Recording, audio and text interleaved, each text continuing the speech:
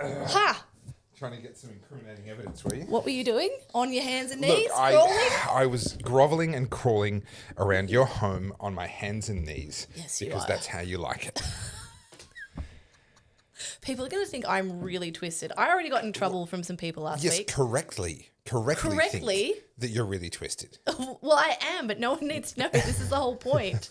It's meant to be undercover. But last week I got in trouble, so I'm trying to be on my best behaviour. Oh, that'll last about 10 seconds. Literally. Just so you guys know, for the record, I do try, and then it all falls She is off. very trying. For the record, she is very trying.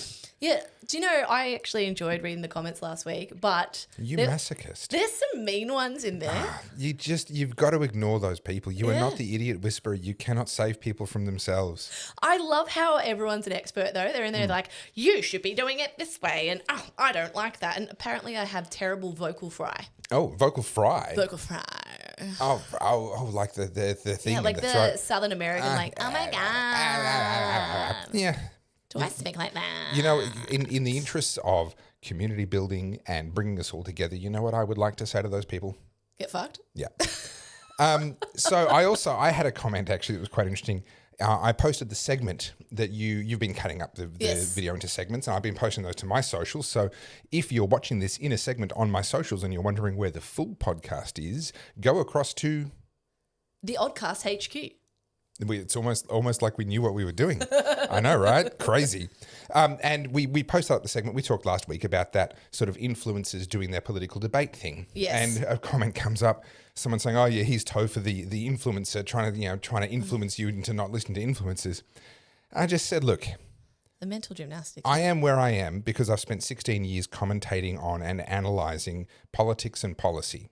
They are where they are because they succeeded in an audition for a dating TV show. Yes. We are not the same. Correct.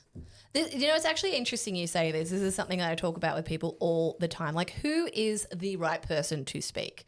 Because, credit where credit's due. If you've built a large following and you have a lot of people interested in what you do, then obviously you have some pull. Whether or not you are the right person to follow, that's up to the person watching you. However, as I said last week, you can't discount these people because unfortunately they are influential. They are, but I do just wish people would, and you're absolutely right. It is an open market and free speech should be and must always be. But I just wish the people would have a little more discretion around this person is famous because they are really good at kicking a soccer ball. Yes. Maybe I won't get my geopolitics from them. Don't be ridiculous. Did you not see the news last week that there was people in Melbourne Central lining up at the early hours of the morning for a Labubu doll? Number one, I wasn't one of them. Number two, what the fuck is Labubu? What in the actual fresh hell is a Labubu doll? I'll put it up on screen. This is the quintessential answer to everyone at the moment about how did we get where we got to with the election. I just hold up a Labubu and people are like, what am I looking at? I'm like, this is what people care about. Okay, when people are lining up for this thing, I'm showing If it was a Labubi, I would understand people's fascination, but Labubu. I don't know actually how you spell it. Oh, here we go. Got it. You're going to die when you see what it is. Well, I'm young. I've got young children. Don't do that to me. Oh, really? Yeah, it's like a keychain toy that you put on a bag. And you don't know what you're getting. It comes in a foil pack and then you unbox it and then you might get one that you like. Oh, it's that the intermittent reward thing. Yeah, or you just got to buy packs of 50 to hopefully get the one that you want. It's just introducing kids to gambling at a young age. Look, moving on from Labubu dolls. I thought that was important. I can't help but notice that I have an empty coaster. I mean, the coasters are lovely, lovely touch. I do appreciate them, but they are meant to house my glass of water. How else am I going to know that we have to wind up the show if I don't have a glass of water to tell me like that our hourglass, isn't it? Our time is nearly done. Because I can't be you can't be trusted. I can't be trusted. You can't be trusted with water around technology. Before we had 3 laptops and bloody hard drives, and if you guys could see what's in front of us cable-wise, you'd have a fit. And this brings us full circle back to how we opened this podcast, which is why I was on my hands and knees crawling along the floor. It's like a spider web. It's because I had to get under. There is like a layer. It is a literal spider web of cables going out at sort of hip height. And if you try and walk through, you will end up collapsing lights and tripods and cameras on top of yourself. So you literally, it's like a barbed wire entrapment obstacle course when I was concentration in recruit course. We had to crawl under the barbed wire. Yeah. This is that. Yeah, it's 100% that. And you're welcome. We sacrifice ourselves every week to be trolled on the internet for you. It is a ridiculous thing that we do. But the world is also ridiculous. Well, today's topics. Ooh. Let's run through them. Oh, yes, that's right. We're still pretending to be organised. Yes, I remember 100%. now. It only lasts for 5 minutes and then the wheels fall off. Okay. Topic list. Zoe Daniels loses Goldstein. That's a good topic. I like. Yeah. Yeah. Labour wins a landslide victory. Don't like that one as much, but to be honest, Dutton wasn't going to be great either. So hey, let's have some fun with it. Adam Bandt potentially losing his seat after 15 years. It's a good news week. It's a It's a great week. Everyone's all doomsday. Come on, guys. There's so much to celebrate. The Liberal Party is literally finished in its current form. Look, there is going to be a lot of debate about this, and I look forward to getting into this one. Excellent. Minor parties are splitting the vote, helping Labour win. Completely did not happen. Happy to talk about that. Okay. India is currently firing missiles into Pakistan. Yeah, last time I checked, that's not ideal. No. A Melbourne magistrate lets serial groper avoid jail because it was over clothes. Of course. Yeah, on brand for Melbourne. And Donald Trump is proposing opening Alcatraz again. Look, this is okay. Can we just acknowledge that one of the greatest movies of all time, The Rock, was The Rock, involving Alcatraz. your best. Yeah. Losers do their best. Can we just acknowledge that? I cannot do accents. Yes. No, well, yeah, that's acknowledged. That is acknowledged.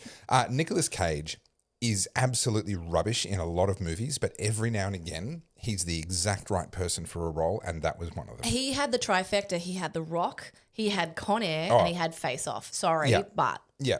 But all of them, those, it wasn't him acting really well in the role. It was the role was written for him. He makes a really good villain in Face Off. I remember that that was R-rated, I think, when I was a kid. I think so, yeah. Yeah. And anyway, we're already off track. Were there any more topics we had to get to? Yes. Okay. Reform UK's political surge. Yes. Now, okay, no, I'm going to get a sidetrack. I have to be disciplined. Wait till it actually comes up in the podcast. Don't dive in now. Okay. And the other thing I wanted to add in there is we haven't talked about it on the podcast, but I want to talk about the Pakistani rape gangs. And it probably ties into the Melbourne magistrate. Yeah. So where did we want to start? Oh, good news. Well, yes. So starting with good news. I have actually been able to make a little bit of money in the last sort of couple of months of my life, which Amazing. is as an independent political commentator, that's a very, very foreign concept. And in an extraordinary turn of events that absolutely nobody saw coming, I just got my car serviced. Oh, well done. I know, right? Do you have air conditioning again? No, I still don't have air conditioning. I'm still waiting. That's actually tomorrow, hopefully all going well. Like this is how flushed with cash I am. You guys should all get into grifting. It's amazing. I've actually, not only have I been able to service my car and have the oil and all the filters changed in it, but tomorrow I'm going to get the air conditioning regassed. You just need to date a G. It's great. Free car servicing for the rest of my life. I said date. I should. Was that meant to be the word should? I should date a G. You need to date. Are you pimping out your boyfriend? Nah, it's mine. Because we were talking about the fact that basically he is committed to making all of our cables perfect once we decide what we want. No, he cleans up our mess. And we are He's the actual only adult in the room. And it doesn't matter how hard he works or how clean he makes it. We will mess it up again. That is a given. Poor guy. Yeah. I'd hate to be him. And not because he's dating you, but that's just moving on. So that's my good news. My car is actually getting some love. That's amazing. Thank you to everyone that's bought my book. Well done. Brilliant. Oh, good news. I should have been prepared. You were so busy focused on what we were actually going to talk about. Oh, good news. I finished a assignment and I have just hit the halfway point of my master's. Oh, Yay. Very good. Very, very good. Now, is that sort of measured time-wise or work-wise? Time-wise, but it's like I'm at the delightful part where you have the existential crisis and the meltdown and the questioning both your being and the reason you do what you do. Oh, you call that a master's. I call that a Tuesday. That's what it feels like. Yeah. I literally was sitting there yesterday and I'm like, I don't even know who I am anymore. Why am I doing this? I'm paying for this privilege, but, that's my good news. Anthony Albanese is going to shave 20% off my HEX debt. Thanks, everyone, for paying for it. I appreciate it. That's wonderful. So I'm just going to have to go back and tell the mechanics not to fix my air conditioning because my taxes are going up. Yeah, and it's paying for my Paying masters. for your masters, yeah.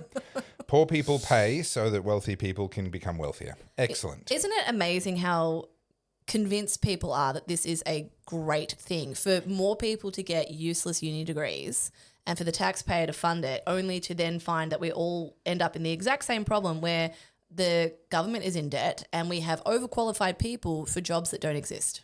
Number one, don't make me rant about marginal utility of university degrees again. I've done it twice on the show already and people are going to start to complain. Number two, how did the Labor Party go from being the party of the working class against the educated classes and the elitists to now being to facilitating the elitists at the expense of the blue collar working class? It's literally flipped. Like, it's exactly the same in the US. I was going to say the rhinos, but the Republicans are now representative of the working class and the American, blue collars. Yeah. And then the Democrats are now the party of the elite. You've got to be educated. Yeah. This is actually, can I gripe about this for a second? Please do. As if I could stop you even if I wanted to. Come on. Correct. At least he's learned.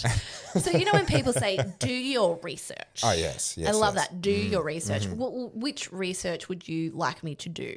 Is it the simple Google search? Is it the university education route? Is it you listen to a bunch of people who have been indoctrinated and then passing that on? Like, what is the research? I'd love to know what the definitive answer is. Go and find the expert that's saying the thing that I already believe and stop there. Okay, so I had an argument with someone. No. Unusual. Really? Unusual for me. And they were talking about, I'm science-based. I only will read the peer-reviewed article on this. And my immediate response is always like, yeah, but who funded that research? Yeah, and peer-reviewed is a known corrupted process. My process is relatively simple. In any contentious issue, find the people that stand to lose everything for speaking out and start there. Doesn't mean they're always right. Yeah. But start there. Don't start with the people who are literally being paid to say the thing they're saying. Well, I think we talked about this last week about debating, and you said you've been preparing to do debates. When I'm prepared and I'm confident in the topic, I'm actually really good at debating. I'm very good at keeping my cool in those kind of scenarios. However, I have started to get to the point where they'll shut you, recognizing how other people argue. They'll shut you down with either a slur, you're racist, you've been a bigot, you can't say that, or I've done the research, peer reviewed, yada, yada. So now what I do because I'm reading literally peer reviewed articles and research articles and journal articles and blah.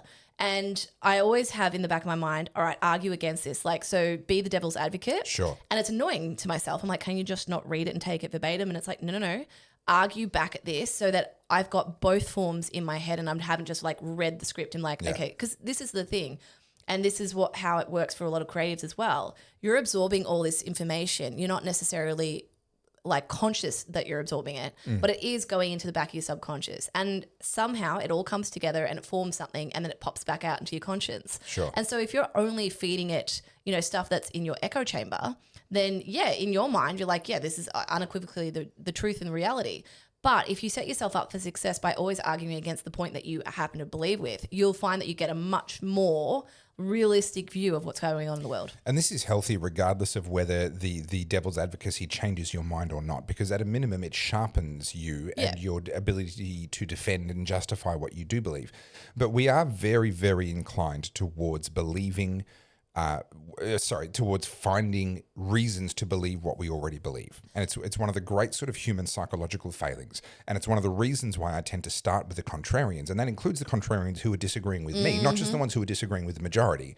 Find the contrarians first. Start there. Well, this is not good news, but just to recap what we've just talked about. I bought a book. Well, I was reading part of like an excerpt of it. And Excerpt? Excerpt, that's what I said, isn't it? You said expert. But yeah. Well, expert. So whatever. close. Okay, so the book is called Existentialism from Dostoevsky to Satire. It's just a bit of light Sunday morning reading. Correct. Yeah. And it's basic writings of existentialism by Kaufman, Kierkegaard, Nietzsche, Jaspers, Heidegger, and others. And I ruined all those names. I'm sorry. Didn't you just? Wow. Nietzsche? Nietzsche? Yep.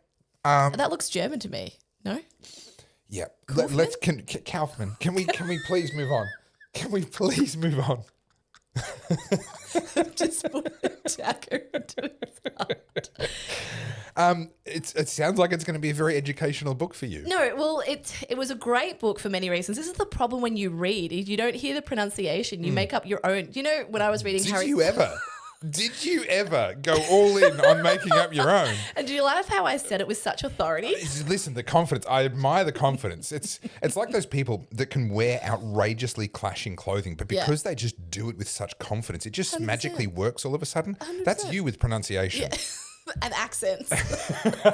I know. No, they still don't work. No amount of confidence can save your accents. But so this book is really interesting for a couple of things. The reason I'm reading it is I had this little part of it and I was like, oh, that's really interesting. And, you know, at the bottom you have the bibliography and then you go to that book and then you go to book that, whatever. Anyway, this particular part really stood out to me, and this was written by the 19th century philosopher Kierkegaard. This one. Kierkegaard, yeah. I mean, that's a tricky one. That is a tricky one. I'll give you that. That is actually a tricky one. Yeah, right. Dutch, I think. Anyway, it doesn't matter. Danish, Dutch, whatever. And it was really interesting because they were talking as if it's happening today, and this was written in the 1800s. And obviously I'm looking at beauty standards, all that sort of stuff. So I was like, these problems that we're having are consistent. They're the same problem. They're just being repackaged with whatever the current either industry is or the current climate is or the current digital platform is or it doesn't matter what it is. It's just being reinvented every time we see a leap in the way that we are exposed to media or... But that is literally the whole of the human experience. Yeah. Human beings have barely changed over time. The technology has changed. The cultural zeitgeist has changed, the fashion has changed, but the nature of humanity has barely changed. But how many people are aware of that when you think about it? Because you think of your ancestors as like these prehistoric people that, are literally rubbing sticks to start a fire. Yeah. They're having the same problems that we're having today. They just had them in different. Well, the nice thing is we're probably going full circle because you know that old the question, what did the communists use before they used candles? No. Electricity. Oh. So we're probably going to be back to rubbing sticks to make fire pretty soon here in Australia. But no, you raise a really interesting point. So we're about 5 times wealthier than our grandparents were. And this is one of the reasons why there's such a big generational gap where grandparents and great-grandparents look at kids these days, oh, you're lazy, you're on your screens all the time, you're so pretty, you don't know how lucky you are, blah, blah, blah. Imagine, okay, so look around the world and look at someone who's 10 times your wealth and how they live and the decisions that they make that make sense to them. They can pay someone to look after kids, to cook for them, to clean their house. They drive an expensive car just because they like it. They have the discretionary income to make purchasing decisions involving what they like and what they want rather than just what they need and can afford. Their life is very, very removed from yours, and it looks completely ridiculous and lascivious and wasteful. That is exactly how young people look to older people, not because young people are wasteful, but because young people are actually rich. Yeah. And they're going to hate me for saying that. They're going to hate me for saying that. You are rich and privileged and you have no idea how lucky you've got it. Yeah, I said it. But here's the thing. Over the next 100 years, the average person's wealth is expected to multiply by another 10, assuming governments don't fuck it up for us. Yeah. They're pretty much the only thing that can stop this from happening. Technology and the way that the world is going, people's average wealth will multiply by about 10 if governments don't destroy us first. And that means that your great-grandkids will have a life that is completely unrecognizable to you. And the decisions that make sense for them, right now a rich person pays a cook to cook their meals because it doesn't make sense for them to spend their time doing that. It makes sense for them to spend their time earning money and then pay someone else to spend time doing that. Those sorts of decisions, multiply them by 10, and that's what's going to be normal for our grandkids and great-grandkids. Well, where the disconnect is as well as our baseline of comfort keeps increasing. So even just think back to your grandparents when you were a young child and you go over to your grandparents' house. Most of them still had the kitchen from the 70s. It was the kitchen that the house was built with. Yep. You have a think about the furniture. It was the same couch you'd had for 20 years. It was the same fridge you'd had for 20 years. That mattress was salvaged off the Titanic, I swear it. And you could feel the springs as you moved? Each individual one, you could probably pronounce the name of the person that manufactured it. It just was poking you all night long, telling you exactly what it was. Yeah. And so you think about that, right? And I challenge you guys to all think about this as well. Go and think about going to your grandparents' house, and those things had been in that house for as long as you can remember. Whereas now we have planned obsolescence and we are constantly throwing things out and buying new things. So when you have a think about how much your life has improved in the last 20 years, how many washing machines have you had in that time? How many TVs? How many laptops? How many smartphones? How many different sets of clothing have you had? You are constantly buying and replacing. Now, people would argue this is all capitalism. No, what it is that we are increasing our comfort levels at a rate it's quality that we of life. cannot keep up with. And so you can sit there and talk about oppression and white privilege and how the world's going to shit from the comfort of your smartphone, from the comfort of your air-conditioned... Let me just use this device that is powered by slave labor in the Congo to complain about how much I'm suffering right now. Like, wow, in your air-conditioned, freshly built home that you like... It's so relative. And so when people sit here and they complain about how tough it is, I'm sitting there going, are you joking? You have a flat screen TV. You have a closet full of clothes that are literally like overflowing. You have a smartphone. You're connected to the internet 24/7 and you can organize food within 15 minutes from your phone. But because that's normal, that's baked into the cake now, that's assumed. That's what I'm saying, They then look at what they can't have and they say, oh, look how poor I am. Now, to the eyes of the wider world who aren't as rich as we are here in Australia, that's like the trust fund baby saying, why can't I have the new Bentley? It's so much better than my 2-year-old Bentley. That's what we look like to them while we're sitting there saying, oh, I can't afford the 4-bedroom house in Hawthorne. I've been priced out of the market. Those boomers are so cruel. Yeah. Well, yeah, but look at the house you can afford. Yeah, okay, maybe it's not where you want it to be. Maybe it doesn't quite stroke your ego the way that you want it to. Yeah. But there's approximately 7.5 billion people on the planet that would move into that house in a heartbeat if they had the chance. Yeah. And you're complaining because it's not good enough for you as your first home. Do you watch Building Inspector? Do you know who I am? Building inspector. I've seen some of that stuff has crossed the. He's amazing. He's the non-compliant guy. And it was interesting because G and I watch a lot of his YouTube and I just find it fascinating. I remember when we moved back from Japan, my parents bought a block of land in Sunbury and they had a local builder build it. And, it was all about progress. You'd go from school and see what they'd done and they dug the hole and then they'd put the stilts in and then they put the frame up and la, la, la. And then you watched every brick get laid. And I remember we moved into that house without blinds, without air conditioning, without carpet. And all we had was just like hand-me-downs or bits and pieces we'd collected from random people to fill the house because we'd moved back from Japan. Now, there's some things in there that we had. We had all the Japanese tech. That's great. But for the most part, I remember the first 5 years in that house, no carpet whatsoever. It was literally, was it the chipboard or the plywood that's on the floor? Yeah. So that's actually, it's so funny you mentioned that. So my parents, I grew up one of 5 kids, ultimately one of 7 kids, but a big gap between me and my younger 2 siblings. We grew up in a 3-bedroom house that my parents then did a little extension on and added kind of a 4th bedroom that was really more of an office than anything else. But nevertheless, we used it as one. We all shared one bathroom. They did end up having an ensuite as part of the addition, but for the most part, we were using the same bathroom. The toilet was outside. Then we moved from there when I was 13 years of age. We moved into a brand new home. It was a Henley McMansion, right? Big ugly box with no eaves, nothing nice about it. Just this big maximum volume for minimum price kind of deal. And exactly what you described. We had no curtains. My mum sewed them by hand. Yep, same. We had no carpet. Now ours was on a concrete slab downstairs and the chipboard sort of plywood, whatever it was upstairs. When people came to the housewarming, we said bring bean bags and like bathroom mats as gifts because we'll put those in strategic places around the house so we've got places to sit. That's what we had. We had rugs everywhere. Yeah, correct. Yeah. Well, we didn't even have full-size rugs. We had collections of people's bath mats that they brought for us for the housewarming. And I don't say that as a sob story.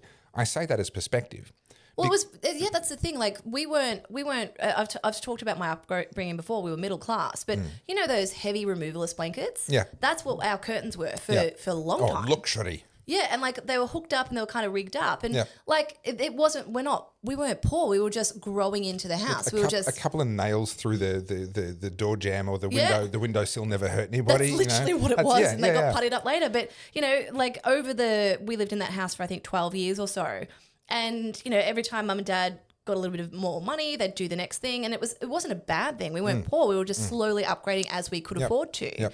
And something like the washing machine would break, and then Dad would pull it apart and fix it, and then that would break, and they'd it was only less like there was just unrecoverable. Then they'd go and buy something new. So here's what I noticed: the expectations in modern life are completely unrealistic. They're completely out of this world.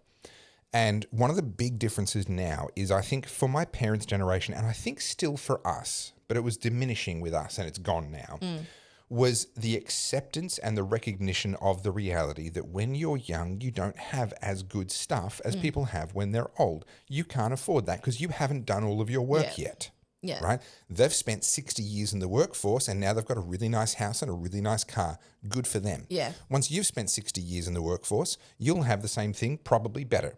Yeah. Right?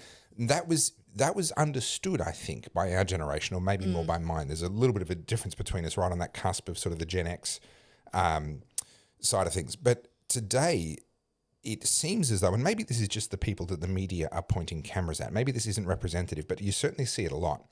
People sitting there going, how come the old people have better things than me? Yes. Well, because they worked for decades, and you they've idiot. got 30 years above you. Yeah, the 30 years ahead of you on that progression. Like, can you But this is so relative to this generation. Like I was talking about this with a bunch of people in my Instagram DMs because I was talking about how hard it is to find good talent these days, like the young ones.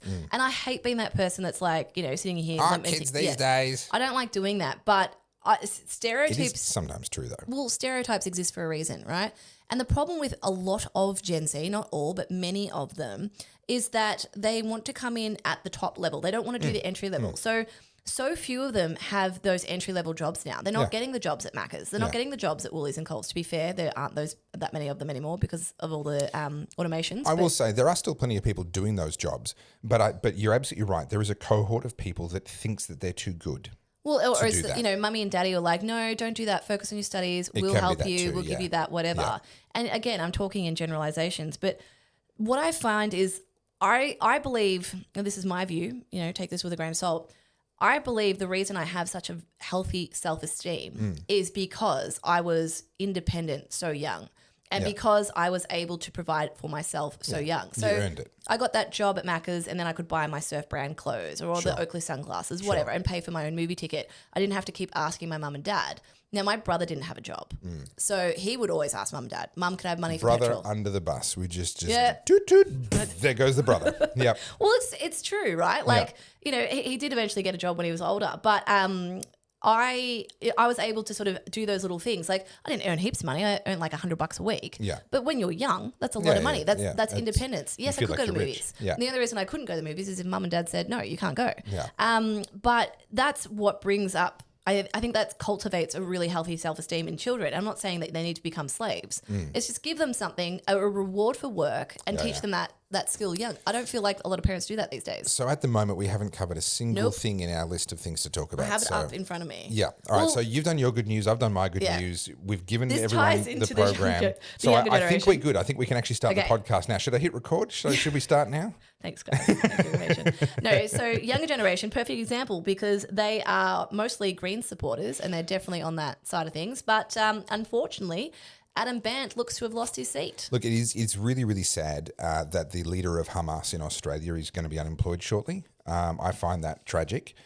No, look, it is really interesting because the Greens are not who they used to be. And yes, I know that was the advanced slogan, blah, blah, blah, but they were observing something that was true.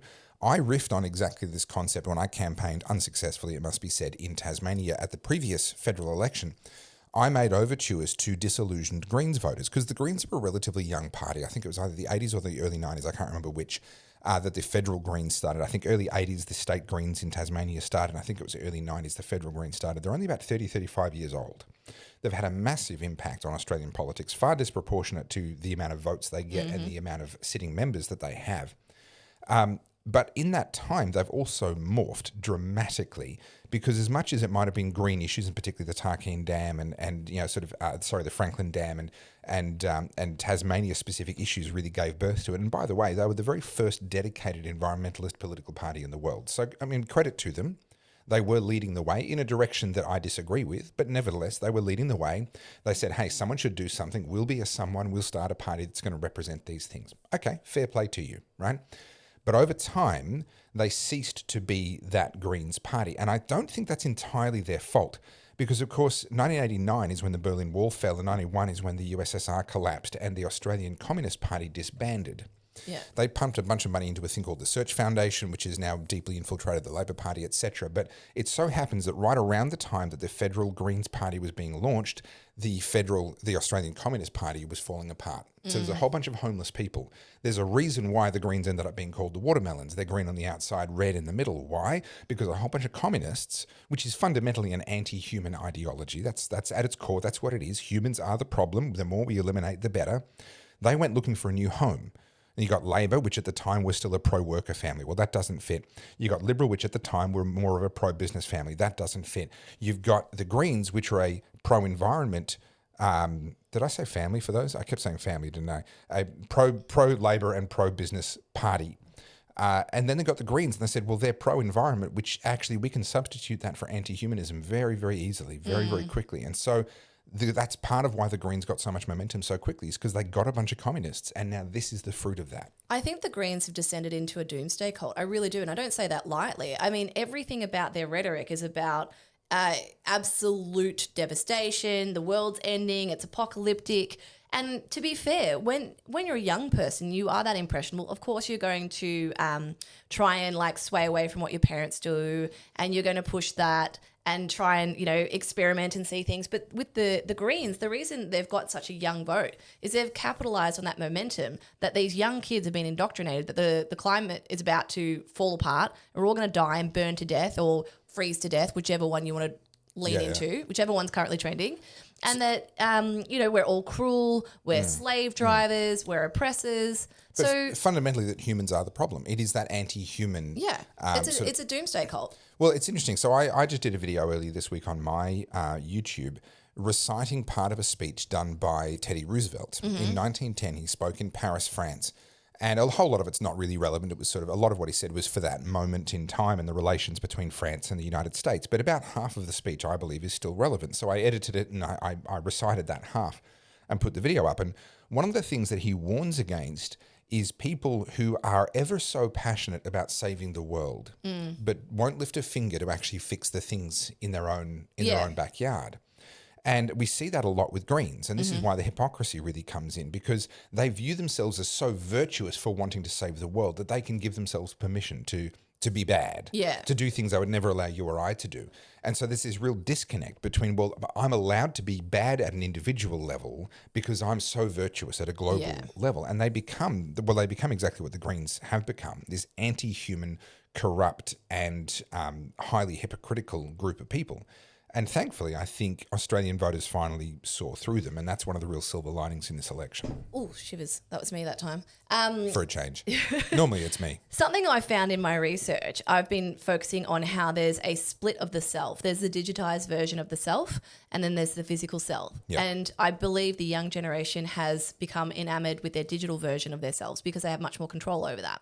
So the person they represent on socials is that virtuous person who has all those incredible different, I've talked about the Scout sash. They can put all those patches on there. They can put all the flags in their bios. They can have the pronouns. You cannot be more virtuous than you are on social media. The problem is in the physical world, it's a lot harder to carry that mantle. So they live in the digital world. That's where their friends are. That's where all their attention is. And what you find when you go over to, what dare I say, across the river to the north side or the dark, shadowy place, when you have a look around the physical area, it's really, really oppressive. It's sad. So I would actually say that this is sort of a picture of Dorian Gray. You're familiar with the film or the book. A very beautiful, handsome young man gets a portrait made of himself, and through sort of black magic, so to speak, the aging and the distortion of that picture pays for him to be eternally young. But the more he sins and the more he indulges and the more he's hedonistic, the more warped and twisted that picture becomes. And I almost feel like that's what's happening with people that live so deeply in the digital world, where they can maintain the perfect. They can be forever young. They can be forever virtuous. They can jump on every single cause. That the more people indulge in that, the more twisted the real life picture actually becomes. Well, the interesting thing about that, when you said hedonism, these are the same people that are all pro the trans stuff. They're pro the OnlyFans stuff. Sex work is real work. You should be able to have sex with whoever you want and have sex as much as you want. In their defense, having sex is exhausting. I mean, that is hard work sometimes. All right. I'm not saying it. I'm not saying it. There was a Bonnie Blue joke, but I won't. I'll refrain. But, you know, so the hedonism is a really good example. You look at Gen Z, they're the most liberal in that sense, but they're also the most unhappy. You know, so there's a real connect there between being able to indulge in all those vices that traditionally were frowned upon. And now they're not only indulging, they're basically like rolling around in this all day, every day. And then they're getting the money from it. So they're anti-capitalism, but not when it comes to using sex works to make heaps of money on OnlyFans. That's okay. And so I think they're so anti-capitalist that they'll sell you a T-shirt to tell the world how anti-capitalist you are. Yeah. Which was my favourite thing about the big Palestine protests when we were in UK. Yeah. There was a tent selling every all the 100 metres stuff. there's another tent selling socialism and taking donations. Like, wow. But, you know, so back to what we were meant to be talking about, Adam Bandt losing his seat. I find it really interesting because now, you know, as I said, I talk to a lot of people who aren't necessarily aligned with me politically, and I'm in the arts industry, so it's really hard to avoid it anyway. And now the conversation is, what's happened to the city? Yeah. Why is Melbourne so crap? Where are all the shops? Why are there so many homeless people? Oh, you're only noticing that now. Well, that's the problem. It has to get to a point where, I mean, I say this every podcast, it has to be impacting that person directly. And now it's getting to the point where people are getting groped on public transport. They're smelling urine everywhere. There's homeless people everywhere. It looks like it's decaying. I mean, it's a failure of capitalism. Don't you know that, Carly? It's a failure of capitalism. You know, I always joke about Melbourne being Gotham City, but it's getting there. It's getting there, yeah. And now it's getting to the point where you can no longer talk around it. You know, you can't blame lockdowns anymore. That was 3.5 years ago. There's a reason the city is starting to hollow out. They've admitted there's a crime wave. Correct. They've finally done that and said, we need to reform bail laws. Not that they they're still doing a very good job with that. It's inescapable that there is a vacancy issue with commercial and particularly retail real estate in the CBD. It is inescapable that there is a homelessness issue, and yes, that's a complicated issue, and there's often a lot of inputs into why someone ends up in that situation. But the fact is, if more people are ending up in that situation, that's not a good indicator. Net migration out of Victoria has been very, very high in terms of people who were here for a very long time. We are seeing all of the signs, and the fact that people are only just catching up now is kind of infuriating. But back to the good news, which is not only is Adam Bandt looking very likely to lose his seat, I'm not sure it's 100% yet. I think there's still some preferences. I think it's pretty undeniable. If I pull up, I've got the ABC's federal election results. So current estimate, 69.2% of the votes being counted, updated 35 minutes ago. ALP is ahead at a 52.9% over a 47.1%. I think that's unrecoverable. That's a pretty convincing difference. But I believe that all 4 Greens seats are either lost or in doubt. The only one is Ryan up north. Are they holding that, or are they? If I zoom out to the full national map, let's have a look. I think they were holding it. So that's in Queensland, Ryan, isn't it? All right, well played to them if they've held one, but that is a massive reversal of direction, because the presumption was the Greens are on the march and they're going to keep rising and growing, and they're going to take over Melbourne, they're going to take over Sydney, they're going to take over Brisbane, and they're not going back after that. Yeah, so the Ryan one at 81.4% counted updated 21 minutes ago. There's a 3.8% swing to the Greens. So the Liberal swing to the Greens. That's interesting. Okay. The Liberal National candidate Maggie Forrest at 43.5%, Elizabeth Watson-Brown at 56.5%, and yeah, wow. Okay. What's it say? She's ahead by 11,000 votes. Yeah. Okay. Well, they're going to hold that for sure. That's interesting. A swing to the Greens. Now, I'm assuming that's a swing to the Greens on a 2-party preferred basis. Can you see from that quickly whether there was a Labor candidate in that seat? Yeah, I'm sure I can. Let's have a look. Back to there. Because that'll be interesting to see what was the primary for Labor. More details. Because if that swing to the Greens is actually on the back of a swing away from the Liberals towards Labor, and then the preference is flowing from Labor to the Greens, this is what's interesting. So obviously Labor's preferencing the Greens above Liberals? Not necessarily? I can't say confidently unless I could see their how to vote card for that seat. But let's remember that voters direct their preferences. The party writes out a how to vote card and recommends a certain arrangement, but it's down to the voters to actually do it. So Liberal National Party on 35.2% of the vote. Yeah. Greens. This is primary. Yep. Greens got 28.8%. Yep. Labor Party 28.1%. So that's all that was in it. That's all that was in it. A fraction of a difference in that primary vote, and this would be coming down to the wire. This seat would be going to Labor on the back of Greens' preferences. But because the Greens outpolled Labor by less than a percentage point in the primary, Labor gets eliminated first, and most of their preferences are naturally going to flow to the Greens. And then you've got all the minor parties That's all it underneath, takes. which are insignificant. You know, 1-2% here, there. Now we'll come back to that when we talk about the splitting of the vote later. Yeah. So I just find it really interesting. I mean, I'm not going to lie. I celebrated that Adam Bandt, you know, he's just insufferable. And look, the thing is, I will say this, again, playing that devil's advocate part, I do think it's really important that there's a combination of different people reflected in Parliament. I think you do need someone from the Greens. I don't want to say that they shouldn't be there at all, because what it does, I believe, I think of it like a bowling alley. They're like your bumpers on the side to stop you going too far. When you got someone on the fringe, like, you know, that's what Pauline Hanson was considered 20 years ago, right? We need a couple, so just so we know we're not swaying the whole boat to the wrong side. Yeah.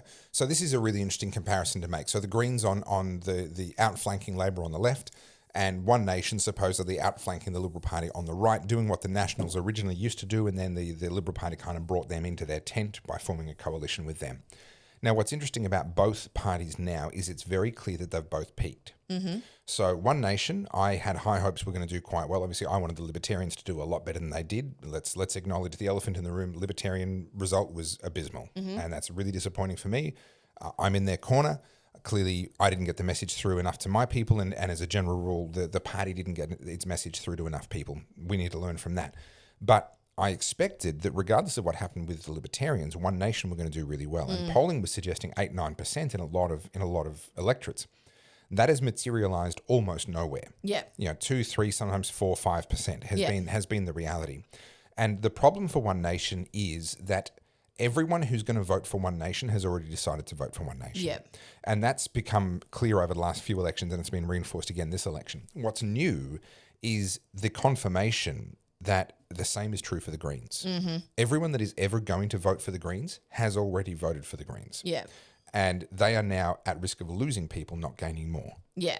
I mean, I'm just looking at the split with Monique Ryan's seat at the moment. So the two Teals, Monique Ryan and Zoe. Zoe's has been called. She's lost it. Yep, which is fantastic. Tim Wilson's back in. Yep. Amelia Hammer and Monique Ryan. It's currently sitting at 49.7% versus 50.3%. And that's Frydenberg's old seat, isn't it? Yes. Yeah.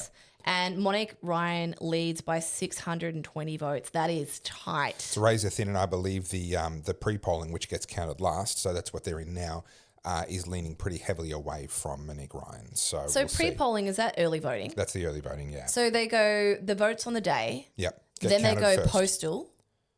Then they go pre-poll. I find this confusing. So they count the votes on the day first. That's what gets, because it's right there. That's what gets broken open. As to whether it's postal or pre-polling first, I don't know out of those two, but I do know that they get counted afterwards. Yeah. And the statistics are, for whatever reason, that as a general rule, the voting on the day is going to favour Labor. The pre-polling and the postals especially are going to favour the Liberal Party. Because we all have jobs. And funnily enough, the Greens. Well, because we're more likely to travel and not be in our own electorate on election day, which is one of the valid reasons to vote early. That and you don't want to be in a line for 3 hours. Well, yes, but that's not officially one of the valid reasons. So you will never tell anyone that that's why you That's not actually why I did it. pre-polled. It's because you were simply not going to be available in your electorate on the day, and so you pre-polled. Yeah. Gotcha. I got you back. So no, what this election has done. Yes, there's been a massive radical shift between Labor and Liberal, a swing away from the Liberals when it should have been a swing towards. Now, let me caveat that slightly. Prime ministers very rarely get kicked out after only one term in Australia. I think it's been 90 years since that's actually happened. So the reality was that Albanese winning is not that big of a shock, even though momentum should have been against him because the economy's bad. But for him to increase his margin is what's pretty shocking. That's, I don't see, this is the thing, I don't think it is shocking, and I fear a lot of us on this side of the fence live in echo chambers. I mean, I'm on X most days, I read all the stuff, and if you read X, you would have thought that Liberals were going to win in a landslide, and you would have thought everyone was... Depends on which particular echo chamber within X Exactly. you're in. You kind of get fed the information that you want because that's what you engage with. But I can tell you now, there is no way Dutton was winning that because the young kids, like the younger generation, they resent any kind of authority. They resent anyone that resembles that sort of stuffy, old, gold. I disagree. I think what they looked at Dutton and they saw a man who did not have the spine to stand up for what he believed in. No, I disagree with you. I don't think people think that complicated about it. No, I don't think they think that complicated. I think at an instinctive level, we want to believe in someone who believes in something. I have to remind you of the Labubu dolls. You're giving people far too much credit for their thinking processes. That is a proportion of society. That is true. That's why I coined the phrase, you are not the idiot whisperer. Okay, you can't save those people. Let me unpack this for you. Okay. I totally agree with you that those who are politically engaged and regularly discuss politics would have looked at Dutton as a terrible leader, as well as someone who's established in business that has to deal with leadership issues. You could see that from a mile away. And you'd also argue that Albanese is the same. But that's the problem. That's the politically engaged people. The rest of the people, the Gen Pops, so to speak, they're not thinking that at all. They're like, he's got no hair on his head. He looks like Voldemort. I don't like this guy at all. And then they hear Albanese say things like, oh, I grew up in social housing and my mum was a single mother. And they go, oh, and then I'm crying on TV. Oh. And then they go, oh, he's a man of the people. He has a heart. Dutton looked like Voldemort. He looked like him. He seemed cold-hearted. Now, you and I are far too intelligent for the rest of these people who are looking at that going, well, I'm not voting for that dude. It's that simple. I promise you. I'll give you one thing. Your Anthony Albanese accent is actually amazing. That is actually really, really, really good. Yay! But no, see, I think you're thinking that people are thinking. I think you're thinking that I'm saying that I'm thinking that people are thinking. That's it. I think you're thinking that I'm thinking that people are thinking. I'm not thinking that people are thinking. At an instinctive human level, we want to believe in someone who believes in something. And when Albanese stood up and said what his policies were and what he wanted to do, there was a sense that was all aligned. He was on a mission that genuinely came from within himself. Do you reckon people are thinking about that though? No, but they're not thinking about it. They sense it. It's something you sense at a human level. A natural-born leader just means that the direction they're going in is the direction that they believe in. That's what a natural-born leader is. I think Albo can tug on the heartstrings. That's the problem. Sure, but then you look at Dutton, and he's vacillating between his different policy positions. Even when he speaks, there isn't that sense of passion. There isn't a sense that this man believes in what he's saying. He says, oh, yes, I believe in climate change, blah, blah, blah. I'm not convinced that he does believe in climate change and all of that because he didn't sell that to me in that moment. Now, I would disagree with him if he did, but even so, I'd at least credit him with standing up for what he believes. He sounded like he was standing up for what the pollsters told him to say. I think the other thing that really impacted the Aussie election was Trump derangement syndrome. There is definitely that, but to talk about that, we have to talk about UK. Are we going to come to that later, or do you want to dive into that now? The reason I'll just put this out there and then we'll come back to it. The reason I say Trump derangement syndrome is because the left side of the media coined him as a Trump light. You and I have argued this before. He's Timu Trump. He's the Trump you get out of He's not even Timu Trump. Yeah, the discount bin. Yeah. He's the manufacturer fault of Trump on the production line. Like he didn't even get off the production line. He's the reject. Yeah. So the issue with that is people hear Trump and they go Trump bad. Trump in most people's mind is this like terrifying monster that's under the bed. Okay, but the opposite happened in the UK, and this is why we need to talk about it, because I don't think that actually came down to the public saying Trump bad. It actually came down to the fact that Nigel Farage in the UK does not apologise for or run away from the Trump comparisons. Yeah.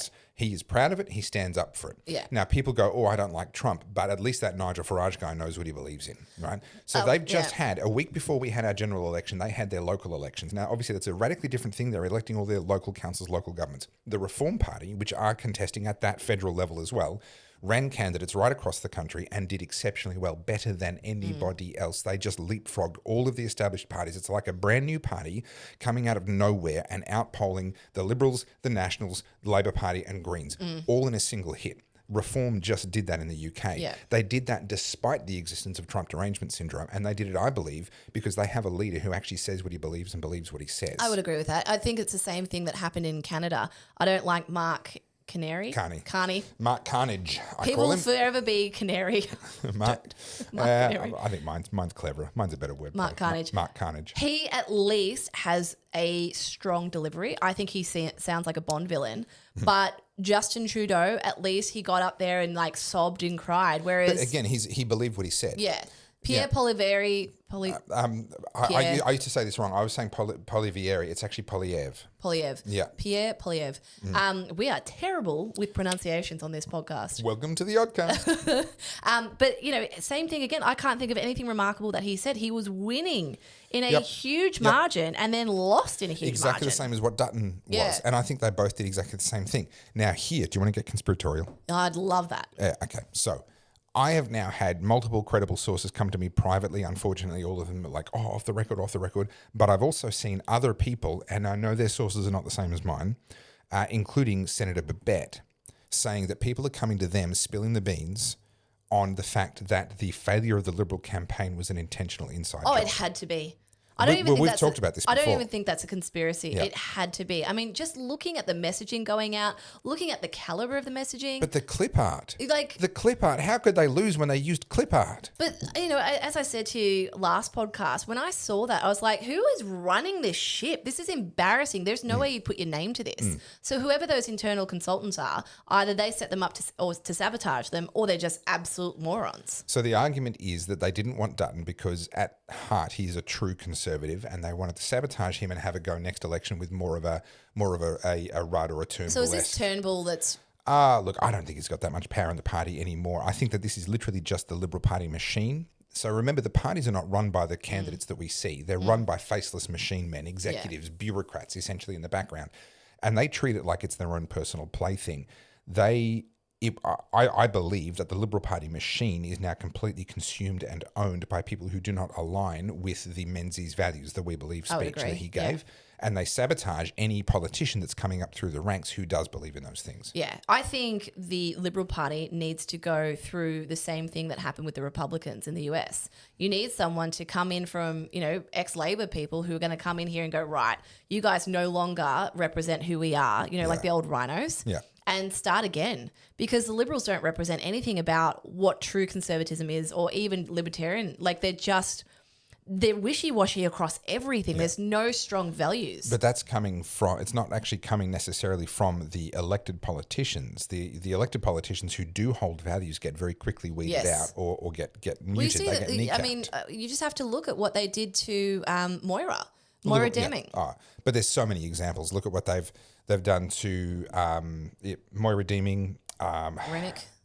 Well, Rennick, yes. I'm trying to think. He ran in Victoria. He's a lower house MP who was really amazing during COVID and spoke out a lot. And he's kind of, he's still in there, but they're keeping him. Anyway, this is great podcasting, guys. I can't think of his name.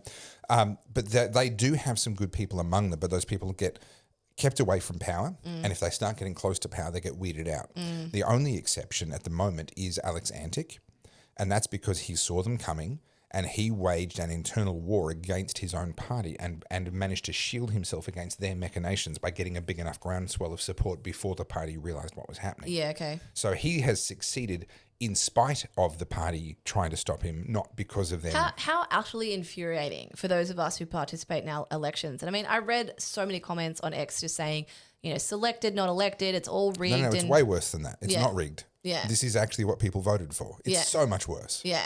And you know, it just frustrates me because then people run away with these like fanciful ideas like this is what's happening. It's like, no, actually there was a really, really good segment. I think it was on, this is terrible. This happens every podcast. I should have saved it. And it was a guy basically summarizing what happened with the election. And what he said was like, this is democracy in action. No one was getting shot. No one, apart from that one person that was violent towards a volunteer. Yeah. For the most part, we were all civil. Yeah. We did our part. We lined up. We participated. Yeah. You know, that's democracy in action. Just because you don't like result doesn't mean it was rigged. But, you know, people are always going to argue it was rigged and Carly, you don't know what you're talking about and blah, blah, blah. The reality is there was a shift. It's just not the way that we thought it would go because people aren't hurting enough yet. Yeah. The messaging is unclear for the opposition and better the devil you know. And the opposition, frankly, the opposition doesn't deserve to get in. The Liberal Party, as it exists today, is unfit for power. Dutton, I don't think, was fit for power, and I base that largely on the fact that he didn't stand up for what he actually believes in. He completely folded to the pressure from internally within his own party and played their game instead of his own, which to me makes him unfit for power.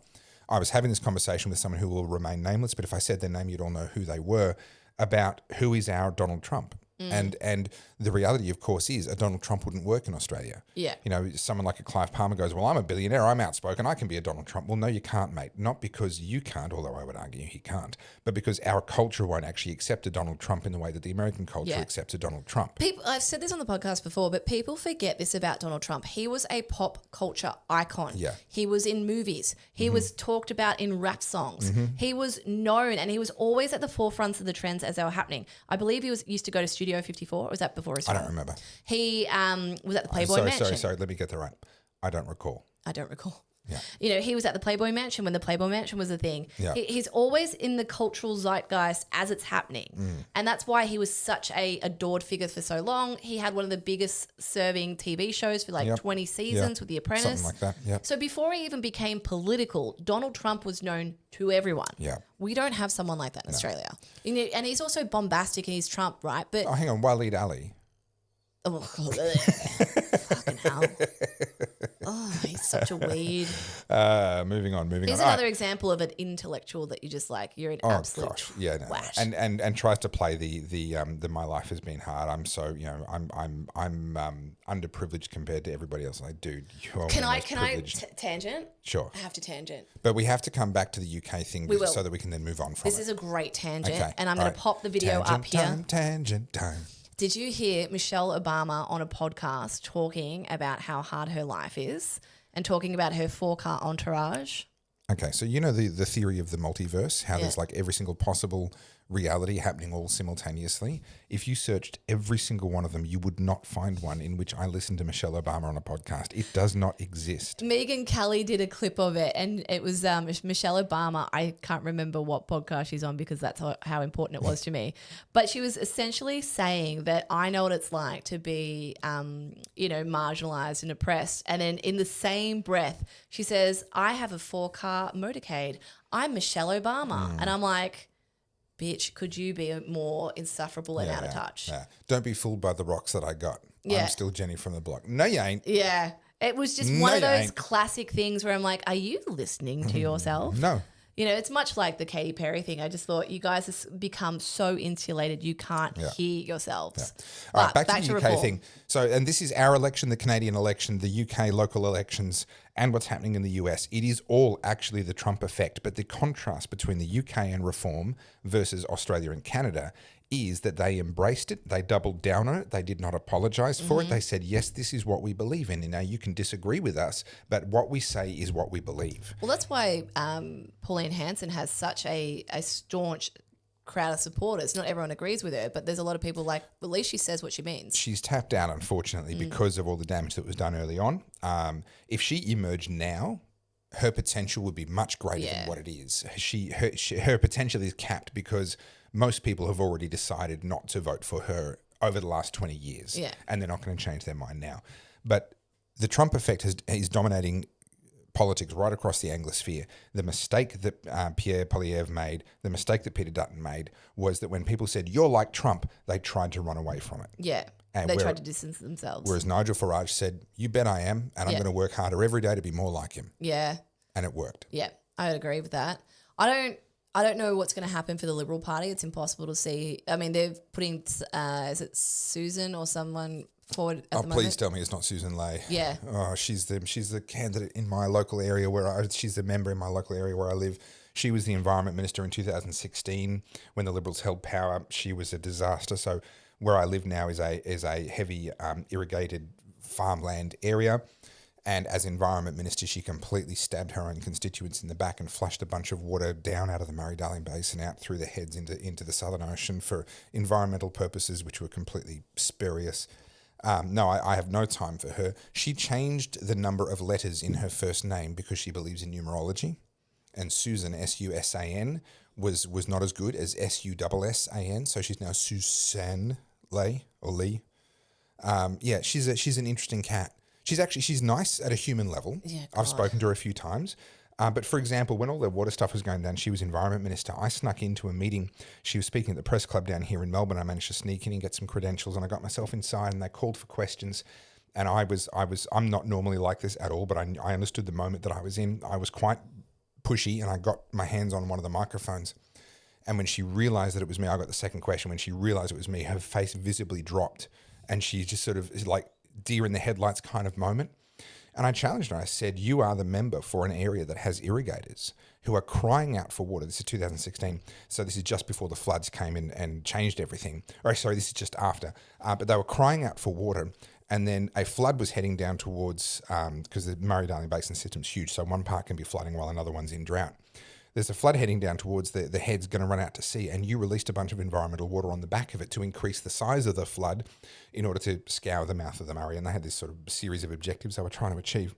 And I said, can you confirm that that was environmental water that was released? And can you explain to me how you, as the member for an irrigated farming area where your constituents are crying out for that water to be released to them to grow crops, how can you justify that? And she gave me this mealy-mouthed answer. And then she absolutely cracked a fit with the organisers, which was great. Yeah. That's the one thing about Australian politicians that I just hate more than anything. You know, Aussies are seen as laid-back people, but our politicians always have a tail between their legs. Like, they're just cowards. And I find that just so detestable. Yeah. But I don't know who's going to... they need to be reformed. If they go for Susan Ley, what they're doing is... So I released a video a couple of weeks ago about how Labor use women to take the fall. Yes. And that's exactly what Susan Ley will be getting. If they put her in, they're setting her up to take the fall. She will lead them to another disastrous election at the next election, be thrown under the bus, and one of the men will take over when they've actually got a chance of winning. Well, yay. Something to look forward to. Oh, look, it's, George Carlin was right.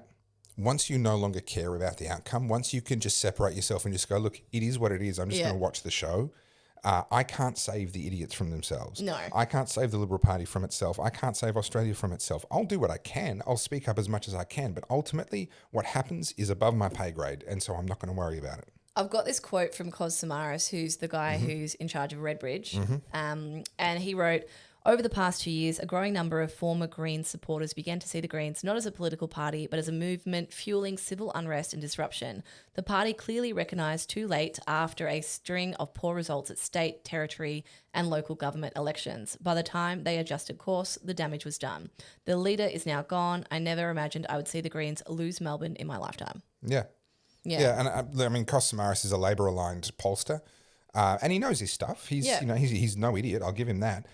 Despite the fact that he's Labor-aligned.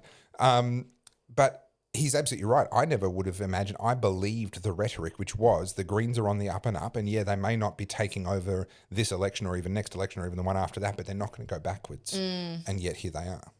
Yeah. What do you think will be the future of the Greens? They've got one seat.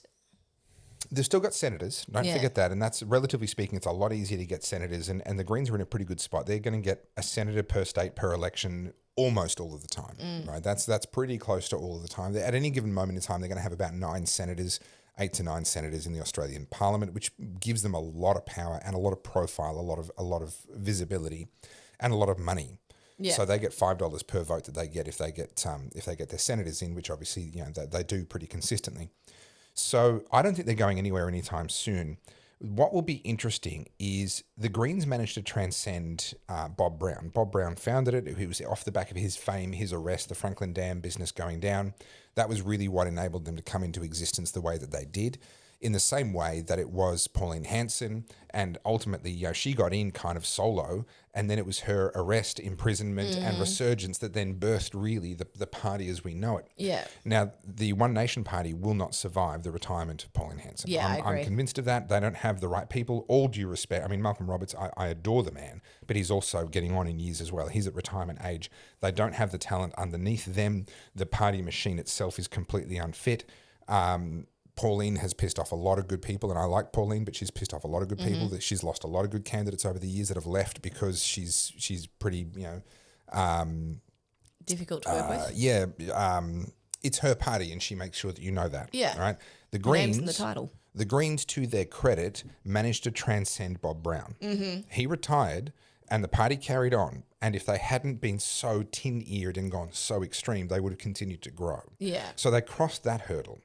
The challenge for them now is how do they find people to vote for them that haven't already said no? Right? If you haven't voted for the Greens yet, you're never going to. Would you think it's a fair statement to say that woke's dead? And the reason I bring up woke is because that is what's driving a lot of these young ones taking up the Greens vote. Woke's been dead for a while, but Australia hasn't caught on yet. I'd say Canada hasn't caught on yet either. And as always, we're 5 years behind the US. By the time we roll around to the next federal election, I would actually be inclined to say that the Greens vote will diminish a little. I think the Greens are going to find themselves in a position much like One Nation where they're practically never getting lower house seats. They're only really in it for upper house seats. And as opposed to the past where they've been in it in every single state to win a Senate seat, I think the number of states where they're really viable is going to diminish with time. I think we've now seen a really hard cap on them where the belief was, and my belief was, they'd get to 12% and they get to 15%, and then they might even start to compete with Labor and Liberal as sort of a triumvirate of parties rather than a duopoly. Now it's very, very clear. They've peaked. Their vote sits around 8%. That's it. This is another broad brush statement, but it's something that I can't deny because this is what I'm observing every day. The woke stuff, I'm using that as like the umbrella term for a lot of the new ideologies that have become, front and center. Whether it's the trans movement, it's the whites versus black, the oppression, the colonization, all this rhetoric. It has gotten to a point where I don't think it's apathy anymore. I think it's general rebuking this. Like, we're done. We're sick of being told that we're racist, that we're Nazis. Even people, it's the people in the crosshairs. It's not the people on the fringe. I mean, your average person now who will say something in a normal meeting and be like, you can't say that. We don't tolerate that speech here.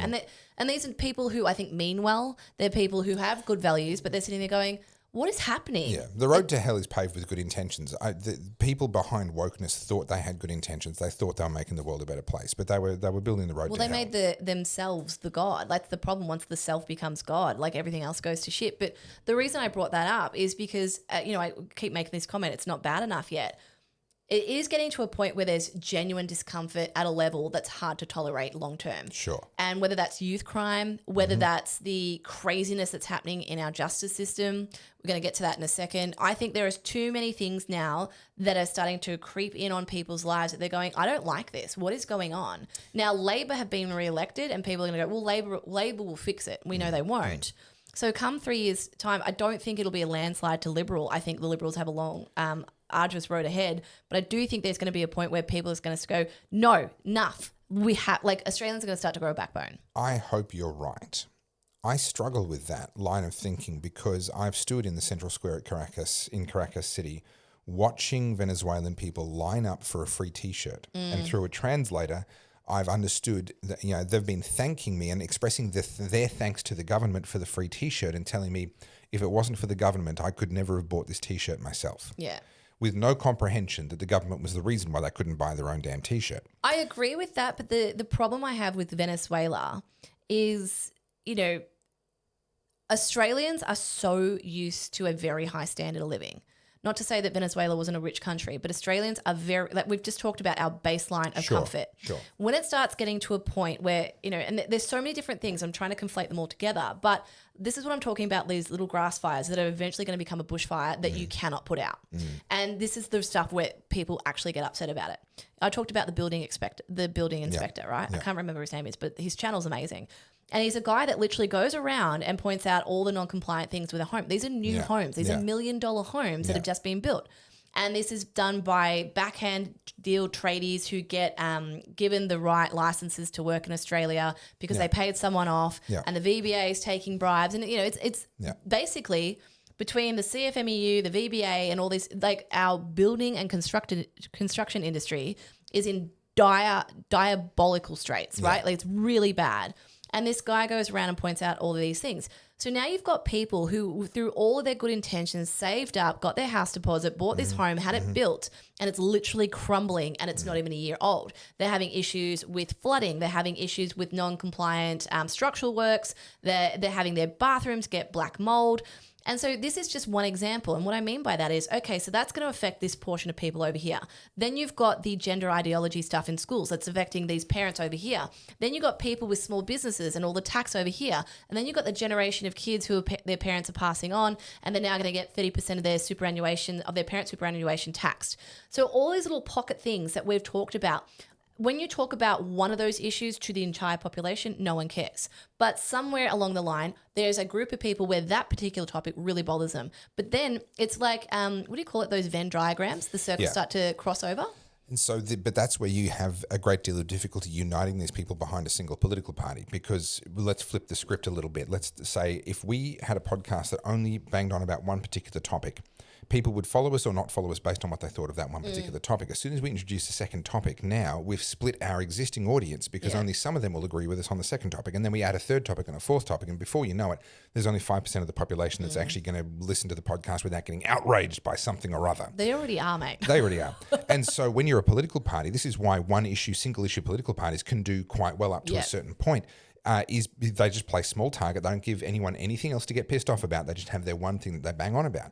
If you're trying to bring together this disparate movement of people who each have their own grass fire, to borrow your analogy, and you're trying to bring them together to make a bushfire, the problem is this grass fire over here goes, well, I don't care about that grass fire over there. In fact, I think they're idiots. I think they should and they all start dividing amongst themselves, which is exactly what we've seen amongst the minor parties on the minor right. Yes, but I would then argue it's not bad enough yet. You need to get to a point where it's really uncomfortable. Because remember, it's uncomfortable. You and I can see the forest from the trees, but like you can still pay your electricity bills. You can still order Uber Eats. Yeah. Like relatively speaking, it's bad, but you're still okay. Yeah, we're still okay. But I would then counter. Okay. It's like was it Pokemon? Like. Pokemon. No, but what is it? Say it's like chess. Anyway, Tennis? such and such used dismay, and it was super effective. Like, what's that one? I have no idea, Okay, bro. wow, did I just make a cultural reference that you didn't understand? That is a first. Mark today in your diaries, everybody. So what I don't think you're taking into account is that the government will stand up and say, we're the solution to all of these different problems, and the vast majority of people will believe them, and they will believe them all the way down into the depths of hell. Yeah, I think so, but I'm always an optimist, and I've seen through history, thank God, there does come a point where we'll see a revolution. Whether or not it's never going to be the pitchforks and the bayonets, right? Like, no, you're right. It should be the Soylent Green, just feeding all the politicians into the factory making Soylent Green. Yeah. Pitchforks, and that's just so old fashioned. I don't think we'll ever see like a violent revolution, but I do think you'll see Australians do things in a really interesting way. We get to a point where we turn from it and when we keep walking the opposite direction, but everyone does it at the same time and somehow ends up on the same point. The reason I say that is I believe in Australians for a couple of reasons. Mm-hmm. Look what happens when there's a natural disaster in Australia. Sure. Right? Amazing. I will give people that. Yep. When those bushfires happened, Black Saturday, you watched and like, I know it didn't go the way we wanted it to. Yeah, watch how badly the government fucked that up. Well, but what's her name? Celeste Barber helped organise $50 million that then got put into a fund. Yeah. Awkward. But my point is, Aussies were like, we'll do anything. Yeah. We'll bake bread for you. We'll get all our clothes and, you know. So the Aussies have it, but it has to be extreme. It has to be really bad. Same with the floods in Lismore. Yeah. It's in our nature, but there is something about Aussies that are very different to Americans. Americans are like our rights, our guns. Australians are like our people, our communities. I think you're underselling Americans, actually. When you see big natural disasters go through in America, they do a similar thing. It's quite amazing. I think at a local level, but look at what happened with the hurricanes and look what happened with North Carolina. Yeah, you're only seeing what happens in what makes it into our media. You're not seeing what's happening on the ground. What's happening on the ground over there is not to discount quite that. I astonishing. mean, to just explain that was politicized. Like North Carolina, for example, you had people who were like, if they've got a Trump sign, you can't go and help them. Oh, sure. That's never happened in Australia. That was my point. So like in Australia, when a flood or a bushfire happens, just go and help people. No one's like, oh, you're a Liberal supporter? No, sorry. Yeah. That's not in our nature. That was the point. So my concern is that Australians are going to identify the problems, the grass fires, and then they're going to prescribe exactly the wrong the wrong prescription, the wrong solution of more government. I agree if it stays the same. However, if there were to be someone who decided to grow a backbone, who that person is, I don't know, that person could potentially lead enough people towards a victory for their party, and that person, maybe in the Liberal Party, I don't know who that person is. There's opportunities, and that's like I said, I'd be positive in this podcast, and I am optimistic. And I'm doing my best to drag you back down. Because I agree with you. But if we all just sit there and go, it's all stuffed. Like well, that's it. We're going to be Venezuela, and before you know it, we'll be in a breadline. That's where we'll end up. I do want to make this point. This is the point where I get really mad at Australians because around a federal election, we're all politically engaged for a good 6 weeks. And now the elections happen. Everyone's like, fuck it, whatever. Yeah. And then we won't hear from you for another 3 years. When's footy season? Correct. Yeah. And so, okay, Labor won. You didn't get the result you wanted. No dramas. Yeah. This is when you get active. And this is what I will say to all of you. Camera, are you looking at me? Yes. Right, you. No. Don't look at her. Don't look at her. Making a good... It's a 2-shot. It's back on me. It's a good point. All of you in the comments right now saying elected, not selected, it was rigged, blah, blah, blah. Did you volunteer to work for the AEC? Were you a scrutineer? Were you on the polling booths? No? Is it still on you? It was on me that whole time. Are you joking? Yeah, I'm doing that again. I said nothing. I was letting it do its thing, and it just sat on me the whole time. I like an encore. Right. Yes. Look at me. Look at me. Look at... Dude, do not make me come over that table.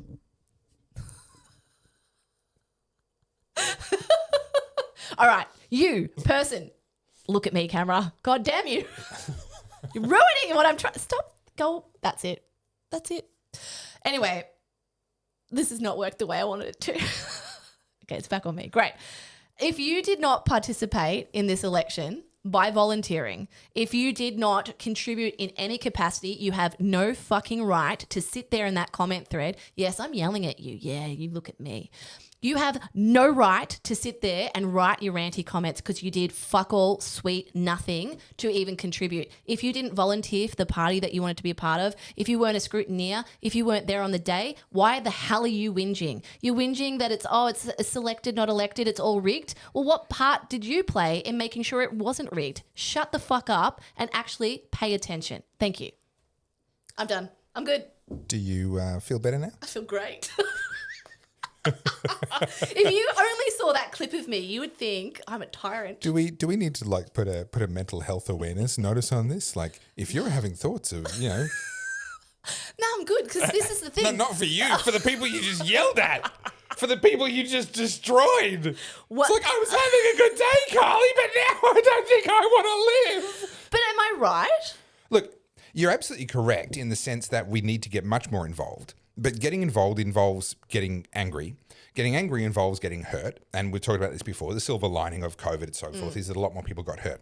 We're in the stage now where you are correct in the sense that there are grass fires everywhere. There are people hurting for lots of different reasons. Yeah. What we are not yet seeing is the people then translating that pain into, therefore, we need less government. Yes, I agree. And I unfortunately I keep coming back to it. I just don't think it's bad enough yet. Yeah. I think until it gets to a point, like, we've seen a couple of things like egg prices, right? And there's a lot of things that are affecting egg prices. You've seen, petrol prices. That's getting a bit uncomfortable. Now you've got taxes on cars. You've got these new taxes like unrealized gains. I don't think people are going to be able to fathom what that means for them immediately. This is the issue with a lot of these voters. They'll hear that, but it sounds really like obtuse. They're like, I don't know how that affects me. But when you have a parent who's worked their whole life and you in your day-to-day, you don't seem to think that you have a lot of wealth. They might have 3 million in super. And you're sitting there going, mum and dad are getting older. I'm going to inherit this. And in your mind, like, it's going to be okay because I'll get mum and dad's house and their super. And then unfortunately, touch wood, I hope they live a long, happy life. But they pass away. And then all of a sudden, the government's like, yoink, yoink, yoink. And you go... But we need to get way angrier than that, way earlier than that. If you're renting at say $600 a week, that's $30,000 a year. You have to earn $45,000 because you've got to pay tax on that money before you get to pay your rent. We need to recognise that 50% of everything we buy is gone in taxes. I did a video on this. the government are having the gall to accuse the supermarkets of price gouging because they earned, because they made about 2.5% profit on their turnover, when actually taxes add up to about 15% of the money that goes over the till. Well, this is why it's really important that you go and look at the left-leaning comment sections, right? And I encourage you guys to do this too.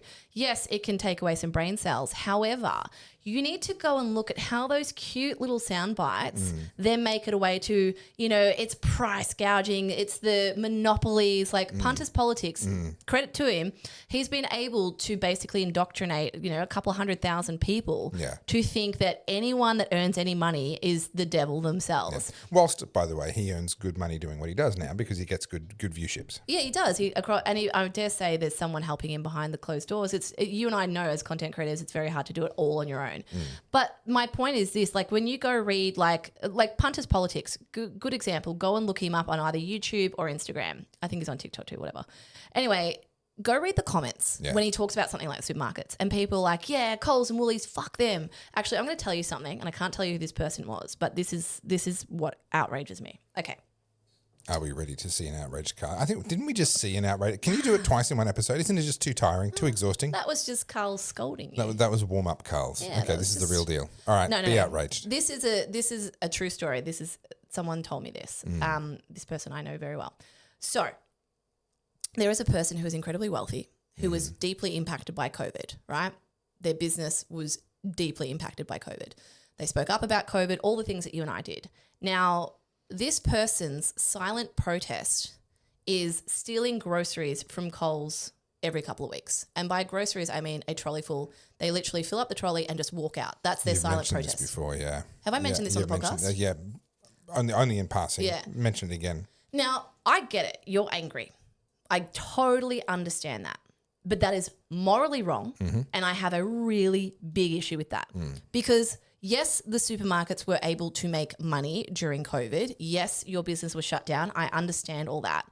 But then going and doing the exact same thing, robbing people, doesn't two wrongs do not make a right. But it also doesn't make you virtuous in any capacity. You're saying it's a silent protest. No, you're just a thief. Yeah. And you're also still incredibly wealthy. Now, yes, you suffered a massive loss. Yes, I agree with all that. But that doesn't mean you then go down to their level and steal when you can still afford it, because there are people who were just as impacted by you during COVID who are struggling worse than you, and they don't have a huge property portfolio. They don't have lots of money in the bank. They don't own very expensive property. By the end of COVID, my wife and I no longer owned the home we were living in. And we had to leave the state because of all the issues I'd had with Victoria Police, and we left with basically nothing. And we've been rebuilding for the last 2 years since we left. I still don't steal groceries. Yeah. I'm the same. I earn okay money for a single person. I don't have dependents. So, I only have to support myself. And then, now I'm with a partner and we sort of pool the resources. But there are moments when I'm like, I don't know how I'm paying rent next week. Yeah. And then thankfully something happens and then I'm able to pay. There has never been a moment in my mind where I'm like, fuck it, I'll just steal it. Yeah. Never. Yeah. Not once. Yeah. No, look, I'm with you on that. I don't think that was on our notes though to talk about. It wasn't, but why did I bring that up? Oh, I was just talking about people's retaliation. I think you're just in kind of like an outragey phase. It just, there's good. All the guys are asking the same question. I'm wondering the same thing, which is a question that I cannot ask and I will not ask. And so how does G put up with me? Let's go with that one. I'm great in bed. No. Moving. I think I mentioned we're moving along. Yeah. Okay. Actually, on that, I have a question for you. On you being great in bed, I don't know. We've never, let's keep it that way, with all due respect. Yeah. No. On the donations of the political things. Same. Right. Okay. It's such a similar topic. I get you now. Yeah. I'm trying to segue. Let it go. Let it go, bro. Well, I mean, either way, someone's getting fucked. So. Awkward. Okay, minor party splitting the vote. Before we get into that, I don't want to offend anyone, but I do want to touch on this because it's something that has been said in the comments and I'd love to hear your thoughts on it. Yep. Monica Smit is taking on donations to fund her lawsuit against Daniel Andrews, and there has been a rumour circulating that she's paying herself $1,000 a week out of it. It's not a rumour, she said up front. Okay. Yeah. How do you feel about this? Completely fine. Really? If there's transparency, I'm not going to ask for my money back. No, if there's transparency and she says, I'm doing this is how the money's going to work. Every single invoice is going up there. I'm going to be paying myself $1,000 a week, I don't see the issue. Okay. I see it differently. Okay. I think it's great that she's up front, and I really like Monica for the record. Yep. But there's something about that, like this is how I see it, right? Our side of the fence gets called grifters, and I was notoriously known as a con woman, right? A title that Don't undersell yourself. I believe you were known as basically the new Christopher Skase. Yes. Like, give yourself your proper title. Thank you. Yeah. Yes. Now, I did nothing wrong. I never even set up the GoFundMe, whatever, right? Yeah. And I got landed with that title. Yeah. The thing about GoFundMes that I like, if you're in true dire straits and you set that up, your house is burnt down, whatever, your money, you do it how you want, right? And people are willingly giving to you for that cause, as they did for the GoFundMe that got set up to me, whatever. With Monica, she's fundraising for the thing. Great. All that fundraising money should go to the court case. Now, the issue I have with her taking money out for herself, I understand she needs to make a living, but you're not actually offering value apart from the fact that you're suing Daniel Andrews. Now, yourself. Completely wrong. You reckon? Completely wrong. She went toe-to-toe with Victoria Police in 13 days of trial representing herself, and she won. Yes. She's not a mug. She agree. is bringing tremendous value in addition to just being the face of the campaign. You're massively underselling her. No. I don't disagree with that, but that's something that happened to her specifically, as it happened to a bunch of people. No, but I'm saying she has now, as a result of that, she's proven that she has skills. If she brought on an additional consulting lawyer who was bringing guidance to the project for $1,000 a week, you'd have no problem. She is the consulting lawyer who's bringing the guidance. I disagree, because I was like, you look at someone like yourself, right, that gets called a grifter. You've written 2 books and you've got a third one on the way. You've made a documentary. You've provided 1 to 2 videos per week for like the last however long, and you've been doing this 16 years. Yes, you deserve a paycheck for that. You forgot to mention the OnlyFans. We're not meant to tell people about that. Sorry. Is that? Well, that's what anonymous. It's an anonymous. I think I blew it. He's got great toes, guys. And when he sticks it in the peanut butter jar. That's what I get paid the most for, actually. Now that I think about it. To tell anyone, Yeah. you're meant to act poor. Moving on. My point is, I saw that and I was like, I don't know how I feel about that. I'm funny with these things. I think that feels ick to me. I can understand you feeling that way because you got burnt so badly with false accusations that you were doing things that you weren't. I cannot wipe away. Yeah. In my case, I actually originally budgeted to pay myself, I think it was $15,000 for directing Battleground Melbourne. In the end, we went over budget. I paid nothing. I paid myself nothing, and I actually forked out more money out of my own pocket to fund the whole thing because it went over budget. But I have no issue, as long as there's transparency, I have no issue with people making a living. I think the idea that Monica is just sitting there lounging around, not bringing value to the court case for her $1,000 a week, I think is nonsense. She won against Victoria Police, and if she was a barrister fighting that exact same case for 13 days, she would have been paid $20,000 just for those days. All right. So I have no issue with her doing it. I won't be asking for my donation back. She was transparent about it. She is being completely transparent about how all this money is being used. And to all the people that want to get up in arms about it, you go do it yourself. You go spend the time. You go spend the angst and the anxiety, because trust me, there's going to be a lot of sleepless nights along that journey for her. Yeah, I don't want to understate that. I think it's going to take it's going to take a toll on her personally as well. Yeah, enormously. And for me, absolute no-brainer. Okay. Absolute no-brainer. Interesting. Yep. Yeah. That's just one of those things where I feel ick. But yep. On that, she did put up a video last week talking about how the minor parties are splitting the vote, helping Labor win. Do you want to touch on that? Yeah, so this is we heard the same thing, of course, when Daniel Andrews got re-elected in the Victorian election as well. Simple arithmetic. Add up all of the minor party votes, add them to the Liberal Party. Would that have made the Liberal Party win? Answer, no. Okay, no. The reason why the minor parties got nowhere is because they didn't get enough votes. The reason why the Liberal Party got nowhere is because they didn't get enough votes. You can add all of them together, it's still not enough votes, right?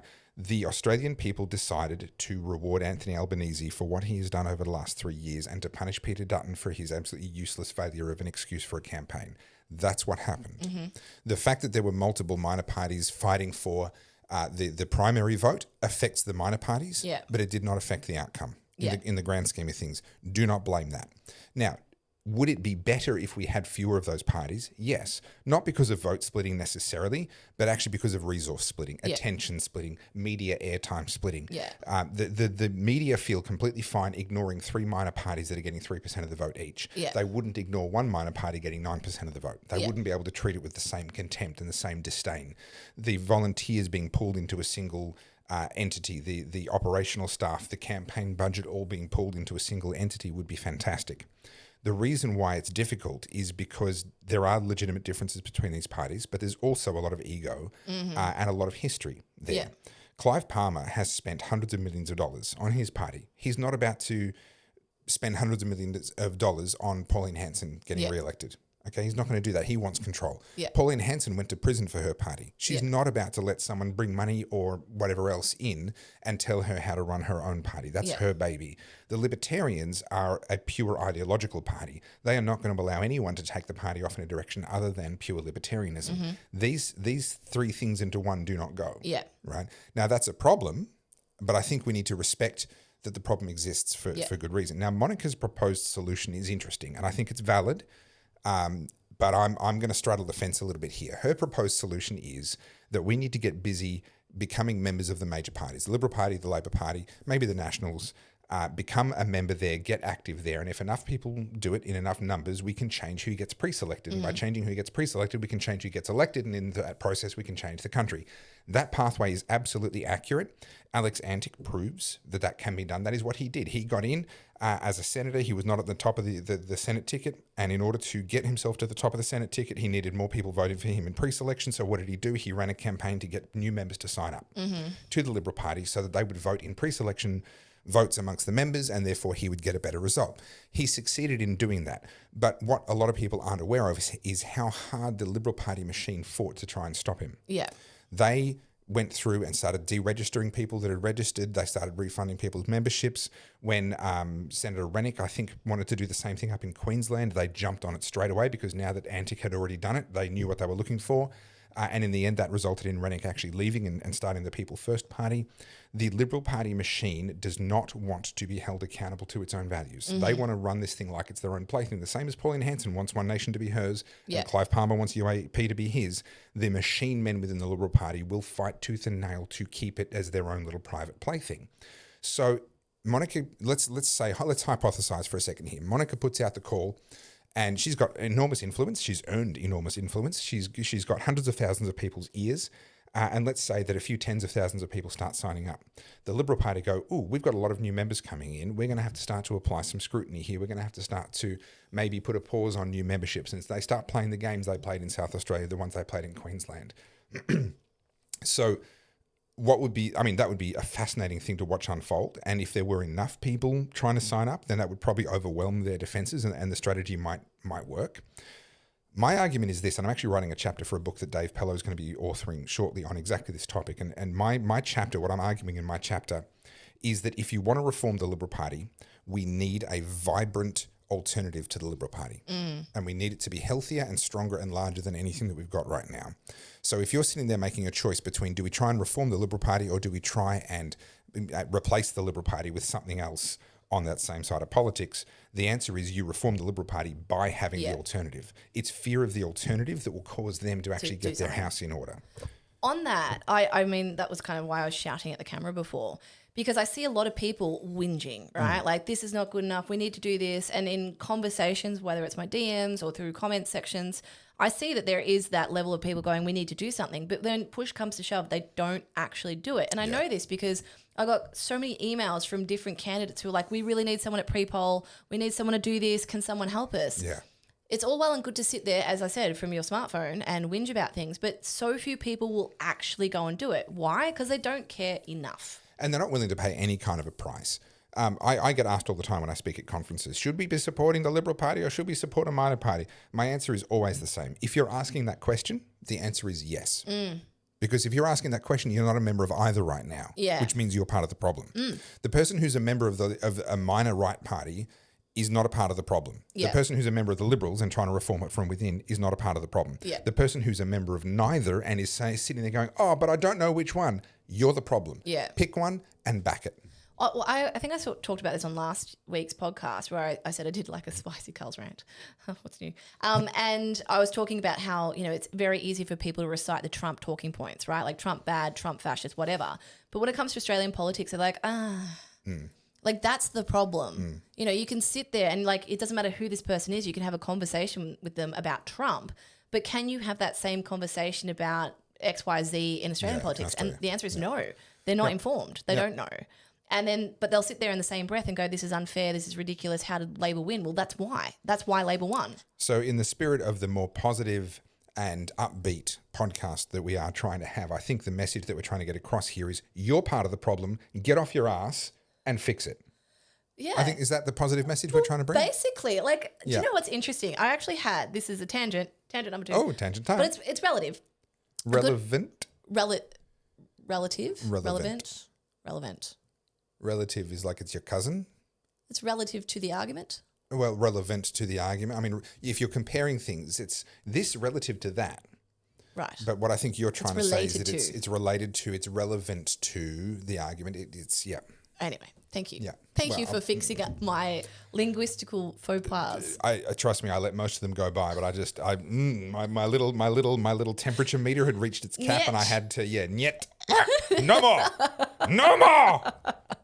The little grammar Nazi Do you know comes what's funny? out. It's like, I swear to God, it's something about cameras. It's like off camera, no worries. As soon as the camera's on, you're like, bleh, bleh, bleh, bleh, bleh. Yeah. Which means I should probably be a little bit nicer to You sound like that sounded like The View for a second there. Can you? Bleh, bleh, bleh, bleh.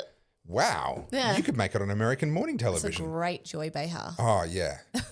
Now, sorry, you were about to talk to me about something that was relative, I What believe. was I talking about? Oh, hang on. It's coming back. Oh, yeah. So I was chatting to someone in my DMs about what's going on.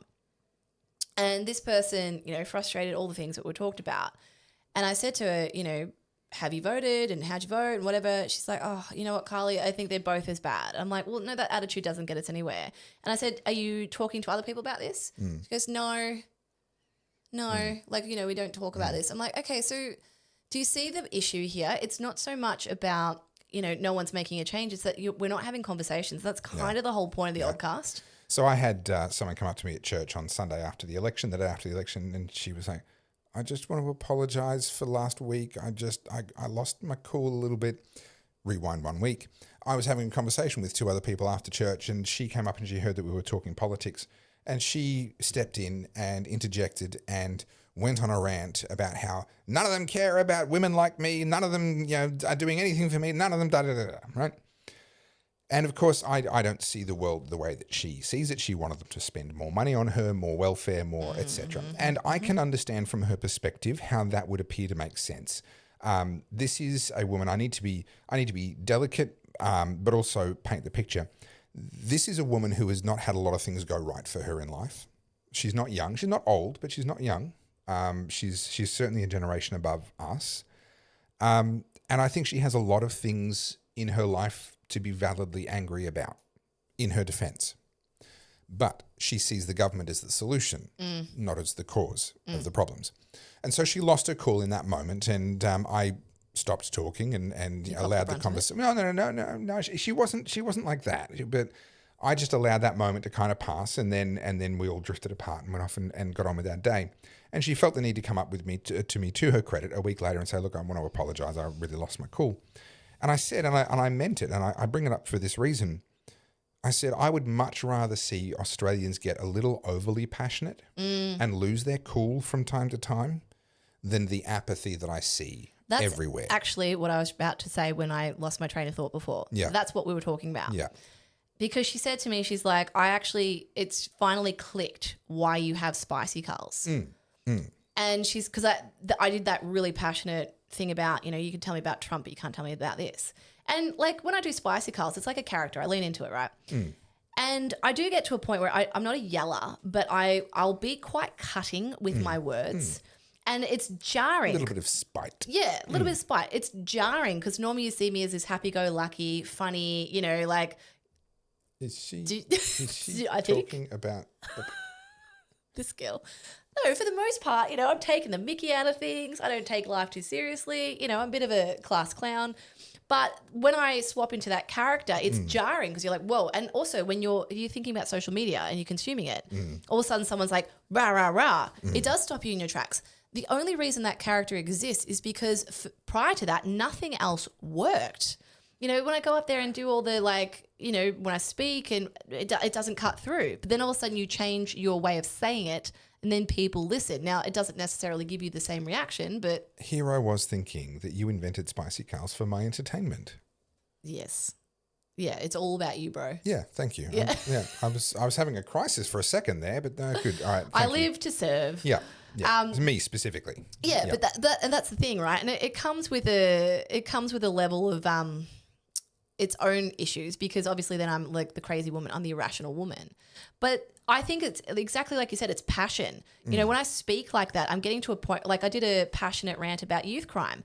When I get to that point, it's because there's nowhere else for this to come out. It's got to come out somehow. And it comes out in that way. It's that jarring sort of, you know, scolding speech. But it does seem to work because what it does is it makes people go, well, shit, that was, and then all of a sudden they're like, Okay, but this comes right back full circle around to the reason why I think Dutton and Polyev failed so miserably because they're not because they don't actually believe in something. Yes. The reason you're passionate is because you believe in something enough to speak up, even though speaking up is going to piss people off and is going to hurt you and cost you in some way.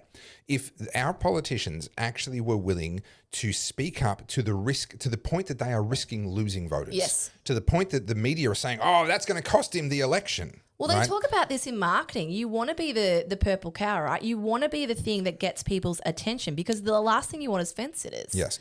Brands are built two ways, by attracting the right people and by pushing away the wrong people.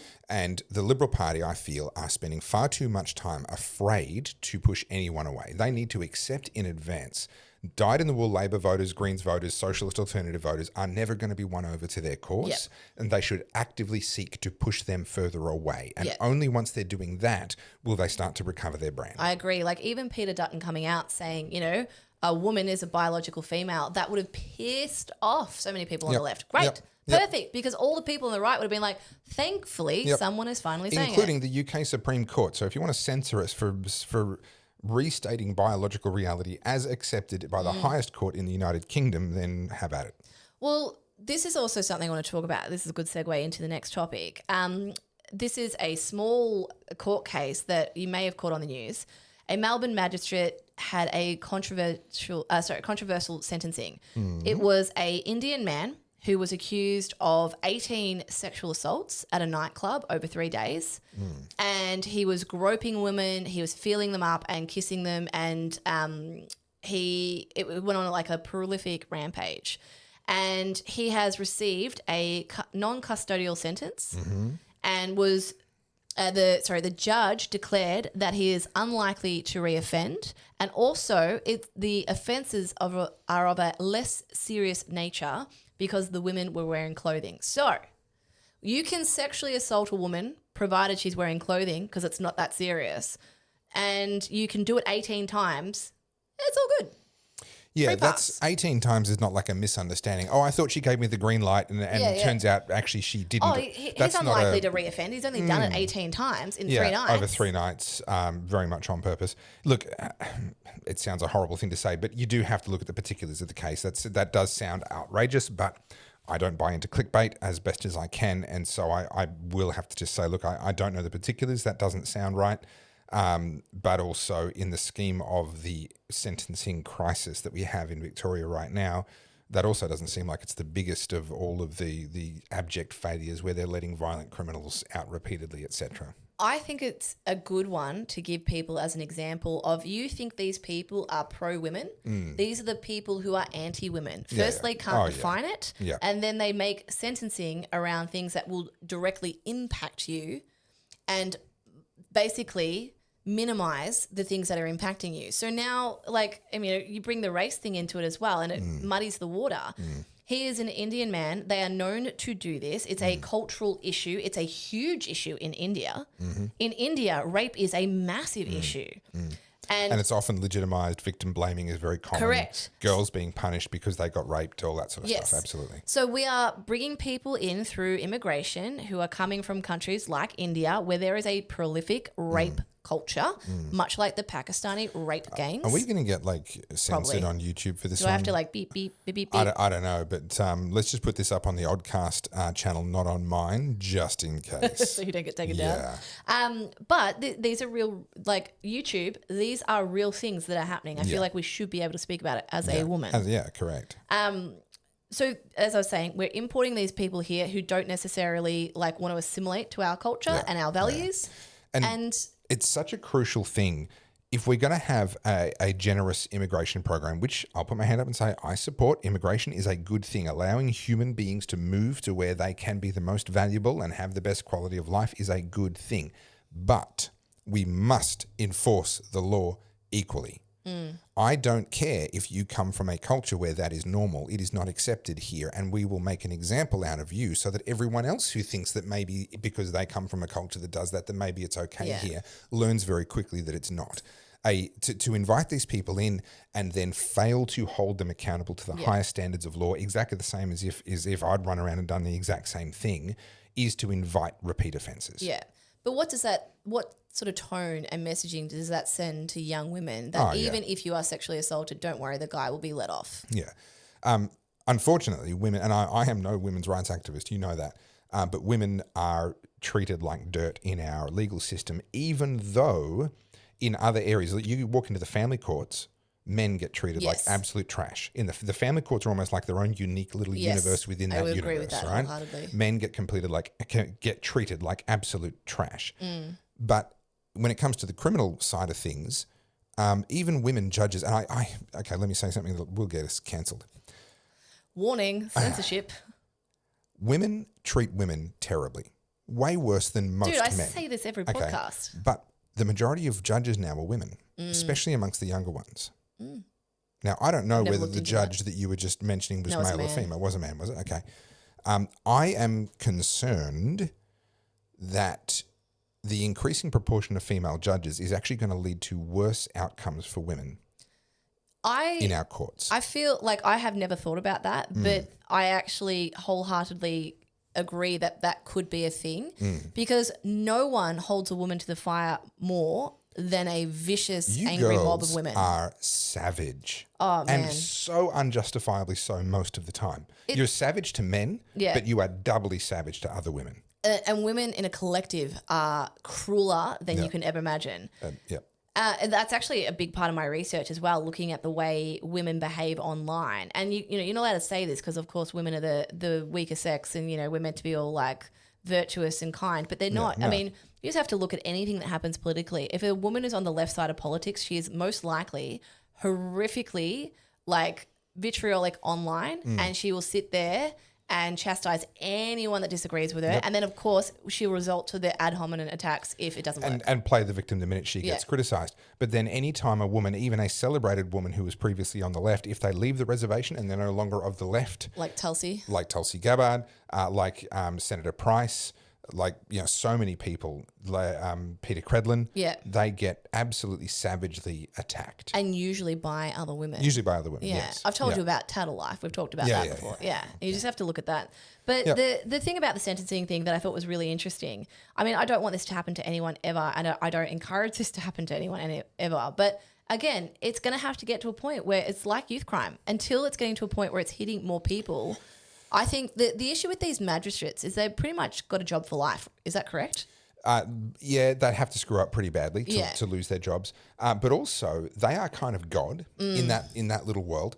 It's been really interesting for me. So I'm paying a bit more attention to the family courts now. I'm looking at potentially doing a documentary on that. Let me know in the comments if that's something that you'd be interested in, particularly just looking at the war on men and the contribution of the family courts to the male suicide problem.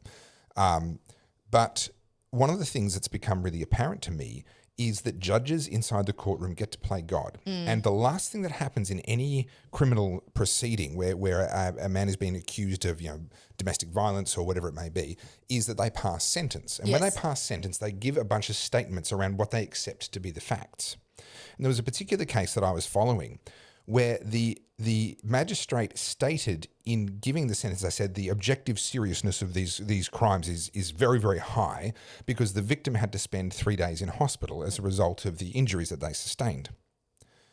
And I had to go back through all the court because all the documents have been entered, and I had to go back through and go, hang on, I didn't hear the prosecution allege that, and the defence never said that. What had happened was that the person, the alleged victim, had basically been forced against their will to spend 3 days in hospital while they did invasive test after invasive test trying to find more injuries, evidence of old broken bones, these sorts of things. They were actually kept in hospital against their will under threat of being arrested and forced to do it if they didn't comply.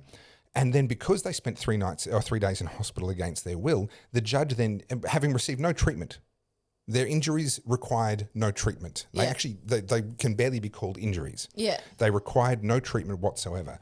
But on the basis that they were kept in hospital for 3 days against their will for tests, the judge said, therefore, the objective seriousness of the injuries that you suffered were extreme. Yeah. Now, because the judge gets to speak last, no one gets to contradict them. Yeah. No one gets to say, Your Honour, you just made that up. Yeah, that is a happen. complete fabrication. The most basic function of the courts is to sort fact from fiction, and you just invented fiction out of thin air. No one has alleged that that was true.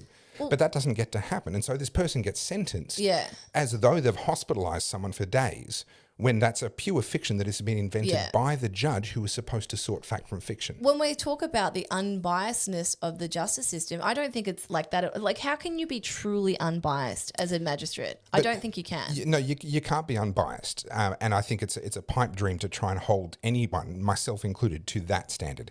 But you can require a certain amount of objectivity and at the very least that everything be factual. Yeah. And at a systemic level, there needs to be error handling. There needs to be the ability for, hey, that judge that just handed down that sentence just invented something out of thin air. Hey, prosecution, will you agree that that statement was factually incorrect? Yeah. Yes, on the evidence, on the papers, His Honour, Her Honour has misunderstood. Yeah.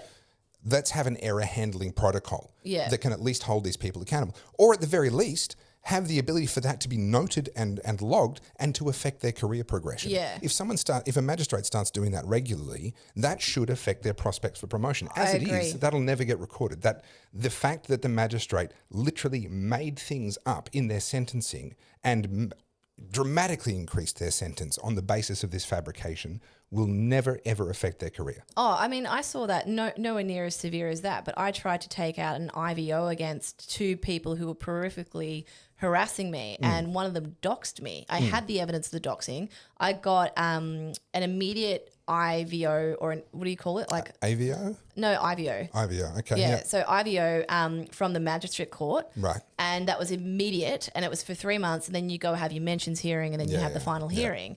And, you have to get the barrister and all that sort of stuff. And the evidence I had was substantial. Here's where they said, my address on Instagram. Here is where they pointed to everything that.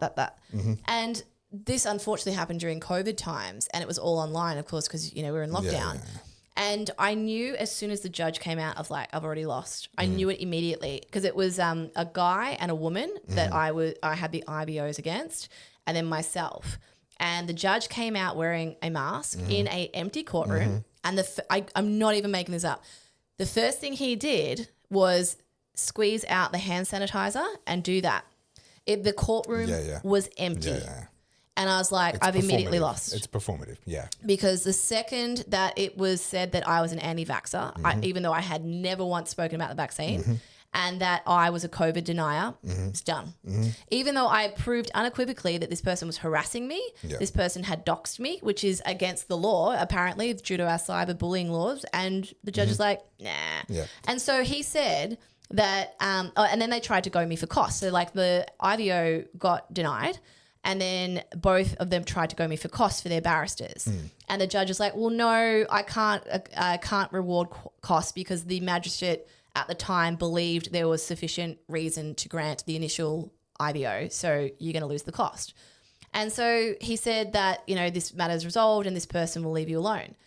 What was the first thing that happened 2 minutes after that all wrapped up? Well, I can imagine they would have taken it all in good grace and left you in peace. That person went on a 43-page Instagram story rampage divulging the entire proceeding and proceeding to continually harass me.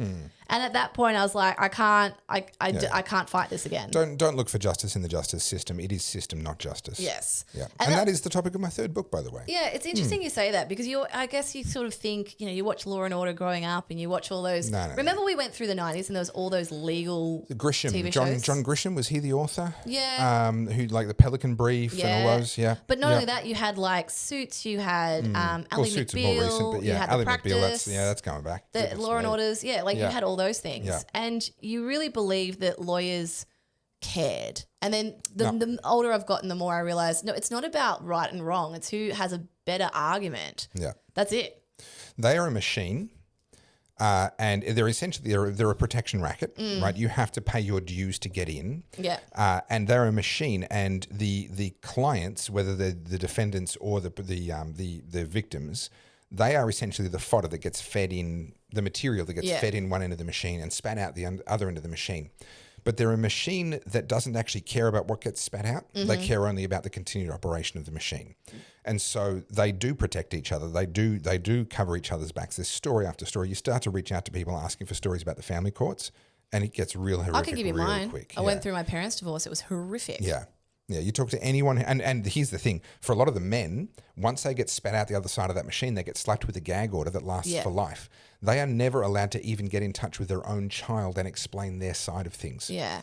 It's no wonder men off themselves as often as they do. No, I have deepest sympathies for that. I saw what happened to my dad. We were both legal age. Like I think I was about 19, 20 when it all started, and my brother's 4 years older than me. And my mum went in there wanting 80% of everything my dad ever had, claimed that we were dependent, all this sort of stuff. And I'm like, and then she claimed that my dad assaulted her. And I'm like, you assaulted him. I was there. And, I like, this is, I'm just divulging all this personal information. It's important because, my family was good when it was good. It was horrendous when it was horrendous. There was no in between, right? And whilst I romanticized my childhood in Japan, that definitely was spectacular. Yeah. Coming back to Australia, that was the beginning of the end. And I saw a lot of things and, talk about domestic violence. I am a victim of it myself. My mum is apparently bipolar now. And there would be moments when my mum was so loving and so kind. And then the next breath, she was pulling me around the house by my hair and dragging me until I start bleeding. Yeah, wow. And I had to sit there in the court and listen to my mother paint this picture of herself like she is this battered woman. And that's the first time I heard the battered woman syndrome. Battered wife syndrome. Battered wife syndrome. Yeah. And that's what her defense was. And for anyone who's ever asked me why I don't talk about my family, this is why. And my grandmother on my mother's side was funding my mum's legal case. And then my grandmother on my dad's side was helping her with that case.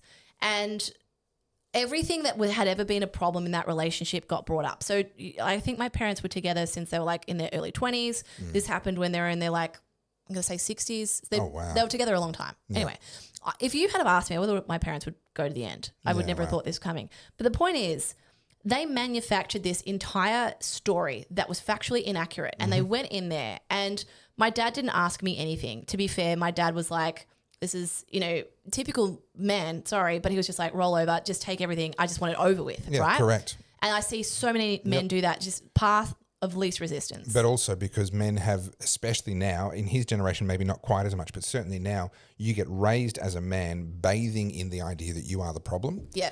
And you have no expectation that anyone is ever going to look upon you with any favor or any sympathy or anything. Yeah. So if you're getting dragged into court by your wife, you already know she's won. Yeah.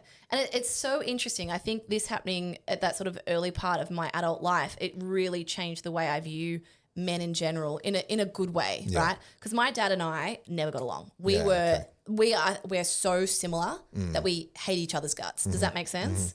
Don't get me wrong, there was definitely good times. I don't want to, I'm not trying to say that they're evil people, but, my dad and I were just like chalk and cheese in the sense that there was just always friction. Yeah. There was never a point where it was like, daddy's little girl. That never happened. Yeah. And I resented him for working away his whole life. And he did. He was always overseas, always traveling, and he was the breadwinner, right?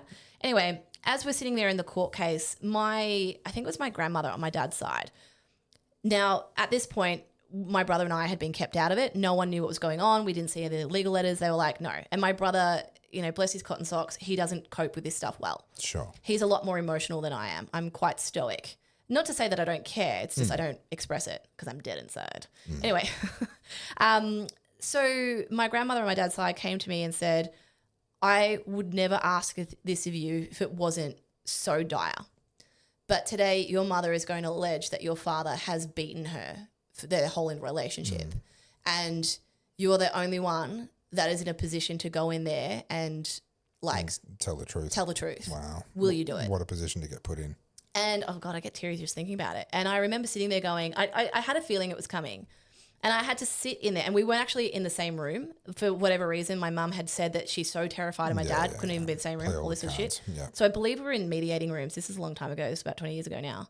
And I'm listening to my mother say just absolute bullshit. And I don't think you're meant to do this in a courtroom. But I just went, shut up, shut up, shut up. And I stood up and I was like, that is fucking false. That never happened. Stop lying. And then everyone was just like, hey, you're not meant to behave that way in a courtroom. Yeah. But I was like, this is fucking lies. This did not happen. Do you wonder where I get this from? And then, I just sort of had to be calmed down. And then, they're trying to question me and I'm just getting so frustrated. I was also 20 years old and watching my entire family fall apart. And I was like, my parents are not perfect, but I don't think any family's perfect. But this did not, my dad never did this. And I'm not my dad's biggest fan. Yeah. But I'm not going to sit here and listen to you lie. Yeah. Because that's not. And anyway, long story short, my mum, I think she walked away with 65%. So much so that she won. She won. Yeah. But this is how ridiculous it was. I mean, she got part of his super, the house got sold, all that sort of stuff. But the thing that really struck me is my dad spent, and it's only now, I'm almost 40. So this is 20 years on, but also you think about my whole life, I've had a chance to reflect. My dad spent our entire childhood traveling, being away from the family. He'd be gone for weeks at a time. He'd be in Japan, he'd be in Korea, he'd be in Malaysia, he'd be in the US. And, my memory of my dad as a child was always he'd, be home for a couple of days and then he was gone again. And I resented that, as you do as a kid. And now in hindsight, I look back and going, hang on a minute, my dad had to sacrifice his relationship with his family and his children to go and make the money so that my mum could have the life that she wanted. Yeah. And so during all that travel, he amassed an insane amount of Qantas frequent flyer points. And this is back when they were super important. When they actually mattered, yeah. And he became a lifetime platinum member. Yep. Of Qantas, yep. And I believe he still is, I don't know. And, that had significant weight. And my mum argued that she is entitled to half, if not all those points because she was at home with the kids. And I just remember thinking, what international travel's like. It sucks. Yeah, it's not fun. And it's, But it's that thing of, I can't remember what it was, but there was some publication. My inner child stuff's coming out. It's a therapy session. We need couches instead of these chairs. There was a publication that wrote about the Ukraine war and how the primary victims of war are women because it's their husbands and fathers and sons that get killed. You're like, I would have thought the primary victims would be the people getting killed. Died. If your victimhood is based on the fact that somebody other than you died, then maybe, that really sucks. It's a horrible reality to be in, but maybe you're not at the top of the victimhood tree. But there's this interesting dynamic. if you see these hotlines for domestic violence help and you call one of them, not that I ever have, but I'm told, and it says, are you male or female? If you hit male, you'll get directed towards anger management and this sort of stuff. The assumption is you're the perpetrator. If you tap the button that says you're a woman or you dial the number that's for women, the assumption is that you're the victim of the domestic violence. Now, what's really interesting here is that in terms of domestic partner fatalities, women are killed about twice as often as men, all right, which is obviously tragic. But that means that 1/3 of the fatalities from domestic violence are actually men being killed by women. Yeah. That's not an insignificant number. No. When you add to that the fact that the single most dangerous person to the life of a child is their own mother. The most dangerous person from a domestic violence point of view is a step-parent. But in terms of fatal levels of domestic violence, it's their own mum that is actually far more likely to kill them than anybody else. And you start to build a picture that is nowhere near as black and white, nowhere near as clear cut. Now, every situation is different and every situation should be taken. Nuance with this situation, correct. Every situation should be taken on its merit, and that's my point. It's not. The police get involved or the courts get involved and they go, woman, man, victim, perpetrator, prove us wrong. Yeah. That's where they start, and then you have to bring evidence that says otherwise. Yeah, this is such a dark topic. I think I talked about this on an earlier podcast where I talked about how G and I unfortunately just became in the middle of like what was a relationship breakdown. Someone else's, not your own. Yeah, not ours. Yeah. And one was an employee at his workplace and the other was my friend. And it was it was diabolical. It was like we're just sitting there going, what on earth is happening? Yeah. And you witness someone going from saying this person's the love of my life and like they're perfect, they're amazing. And in the same breath, they are the devil incarnate. They are abusing. They've done all this sort of stuff. I'm like, literally 24 hours ago, you said the complete opposite. And it's just one of those things that we were just sitting there going, what on earth is happening? And I think there's a lot to be said there about women feel emboldened now because they've been told that, you know, men are terrible. And it like we've talked about this. I don't want to keep going over the same thing, but we talk about the dating world. Men will say there's no good women. Women will say there's no good men. Well, are either of you being the mate that you want to attract? Probably not. But also, you can actually look at the metrics because obviously all the dating online apps generate a lot of data now. And we know from these apps that men are far more tolerant in terms of who they will try and match with. I mean, look, G matched with me. That's right. Men will be open to giving a huge proportion of potential matches a chance. Yeah, I'll have one date with you and just see. Okay, fine. Look, one date, let's find out. By and large, there's plenty of exceptions, but the data says that women are all chasing the same 5% of men. And then they wonder, or actually probably less, and then they wonder why that few percent of men are all assholes. Well, yeah, because they're getting chased by every woman under the sun, you idiot. And they can choose. Like just lower your standards a little bit, just down to the top 10%, and you're going to find a man who's incredibly grateful to receive some attention and some reciprocation. It's so interesting because, I mean, I've been in dating situations where you think the person's all right, and then in the next breath you're like, wow, you are nuts.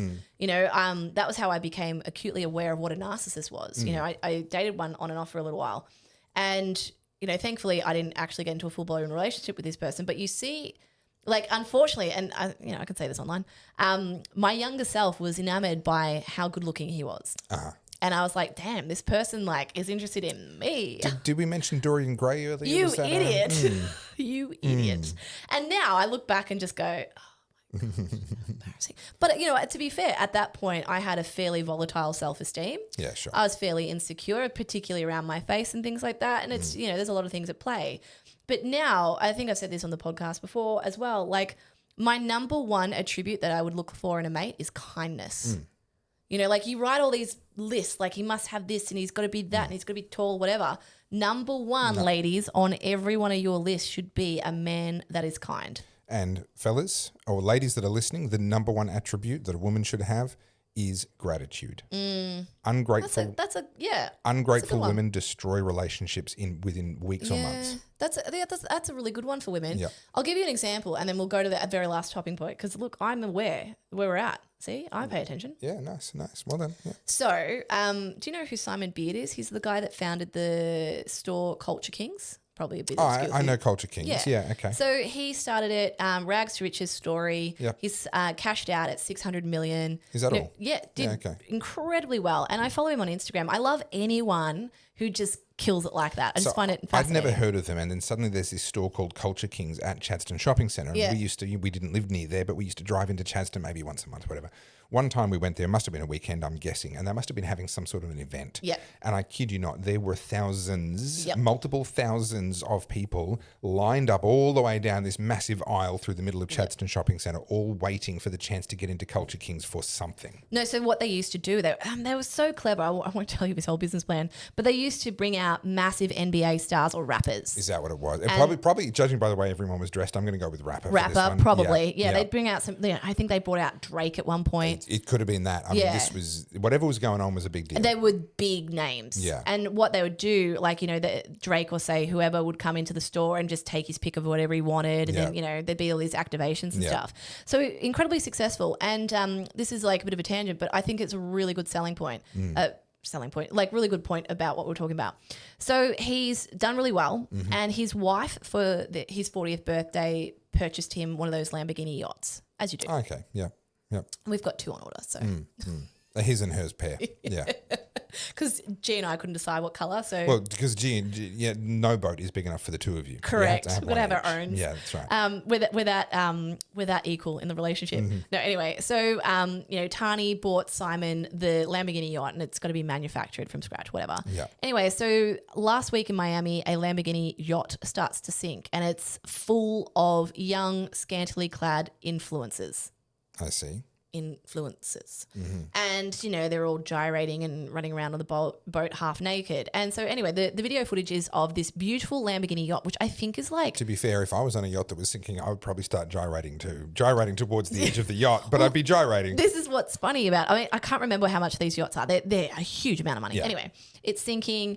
And instead of what you would think the typical reaction would be like, oh my God, we're sinking. Maybe let's get the water out of the boat or let's get off the sinking boat. No, they were all filming content. That's hilarious. They were filming content and dancing and whatever. Good. And then they got rescued by the Miami Coast Guard and they're all like, phones out. And I kid you not, this is the rescue footage. Like there's a Louis Vuitton duffel bag. There's an Apple Mac being pulled onto the Coast Guard's bloody boat. And I'm like... Wow, the priorities here are just, I think actually what made it sink is it was over occupied. It had too many people on it. So I do have a question though. How do the two stories relate? Oh, just the I'm getting there. I just had to, when I tell a story, I've got to give you the whole... It's the squiggly line thing and then eventually... I'm a woman. This is how we tell stories. Sorry, I didn't mean to presume your gender. You've got to get invested. Yeah. Anyway, so Simon does a lot of entrepreneur coaching and it's really good information. And he shared this story and I just thought, I hadn't seen this from him and I just thought, dude, the amount of men who need to hear this right now. He's got a lot of pull. And he shows this story and he's like, this is the most important life lesson for any young man who's trying to make it right now. You get a little bit of money, you're going to get a lot of this, scantily clad women who are throwing themselves at you. He's like, this sends me wild because I look at it and go, not one of those girls thought to help or participate and, bail out the water. They're all focused on themselves. He's like, Tani, aside from the fact she bought me the boat, she'd be the first one to pick up the bucket and start to shovel the water out of the boat. Yeah. He's like, this is the number one lesson in life. Be careful the woman that you choose to be a life partner. And the reason I brought that up is, we talk about the brosphere, they call it like all the male manosphere, podcasts. Manosphere, Andrew Tate's bad and all that sort of stuff. I'm like, credit where credit's due. If you guys are worried about Andrew Tate, then you need to see someone like Simon Beard saying what he's saying and be like, no, great, good content, more of this, please. You've got to pat these people on the back and give them the win because I was like, that's unfortunately we live in an attention commodity now. Like everything is about views, clicks, attention, data. Which is why you should like, comment and share. Correct. And this is the number one thing that people seem to be forgetting. Like the reason women want the top 5% or whatever it is that they're chasing is that creates a really good handbag. For women, it's social clout, it's status. It's status and it's also security. Well, yes and no, because women are sort of out earning a lot of men now. But if you've got an attractive man on your arm, what it says about you, it gives you status to other women. Ultimately, if you can have peace in your relationship and you can heal yourself so that peace feels good, because there are people for whom peace feels boring. They want the drama. They want and if there isn't any, they'll create it because that's what makes life fun and interesting. No, that's your trauma speaking. You work through that so that peace feels good. Yeah. And you find somebody with whom you can enjoy a genuine, peaceful relationship. And if you can, if you as a woman can be grateful and express gratitude and forget is it 50-50? Is he doing more? Am I doing more? But no. Be grateful for what he does. Do you know what? Just express gratitude. That's it. Do you know what G said to me? This is the wisdom of G. He's like, you make my dick hard, not my life. And that's why I'll keep you around. Yeah. There you go, ladies. That's it. It's that's that simple. But no, honestly, one of the things that I think women, and there's no reason you would know this because you're living a different experience, I don't think women appreciate how little validation the vast majority of men receive in their life. I would agree. They don't get validated by their mates. Yeah. They don't get validated by their boss. They don't get validated by their kids. They don't get validated by life circumstances. They don't get validated in culture and social media and the presumptions of the courts and even in our entertainment, Married with Children, all the rest of it. Who's the idiot dad in The Simpsons? Yeah. Right, or who's the idiot in The Simpsons? Right, there is very little validation out there for men. And if you depending on what the algorithm's feeding you on Instagram, whatever, you'll have very different experiences. But there are videos on Instagram, where guys share the moment of validation that they received. And when you actually stop and listen to it, you could choose to be judgy and say, oh, this is really pathetic, which is what a lot of women do.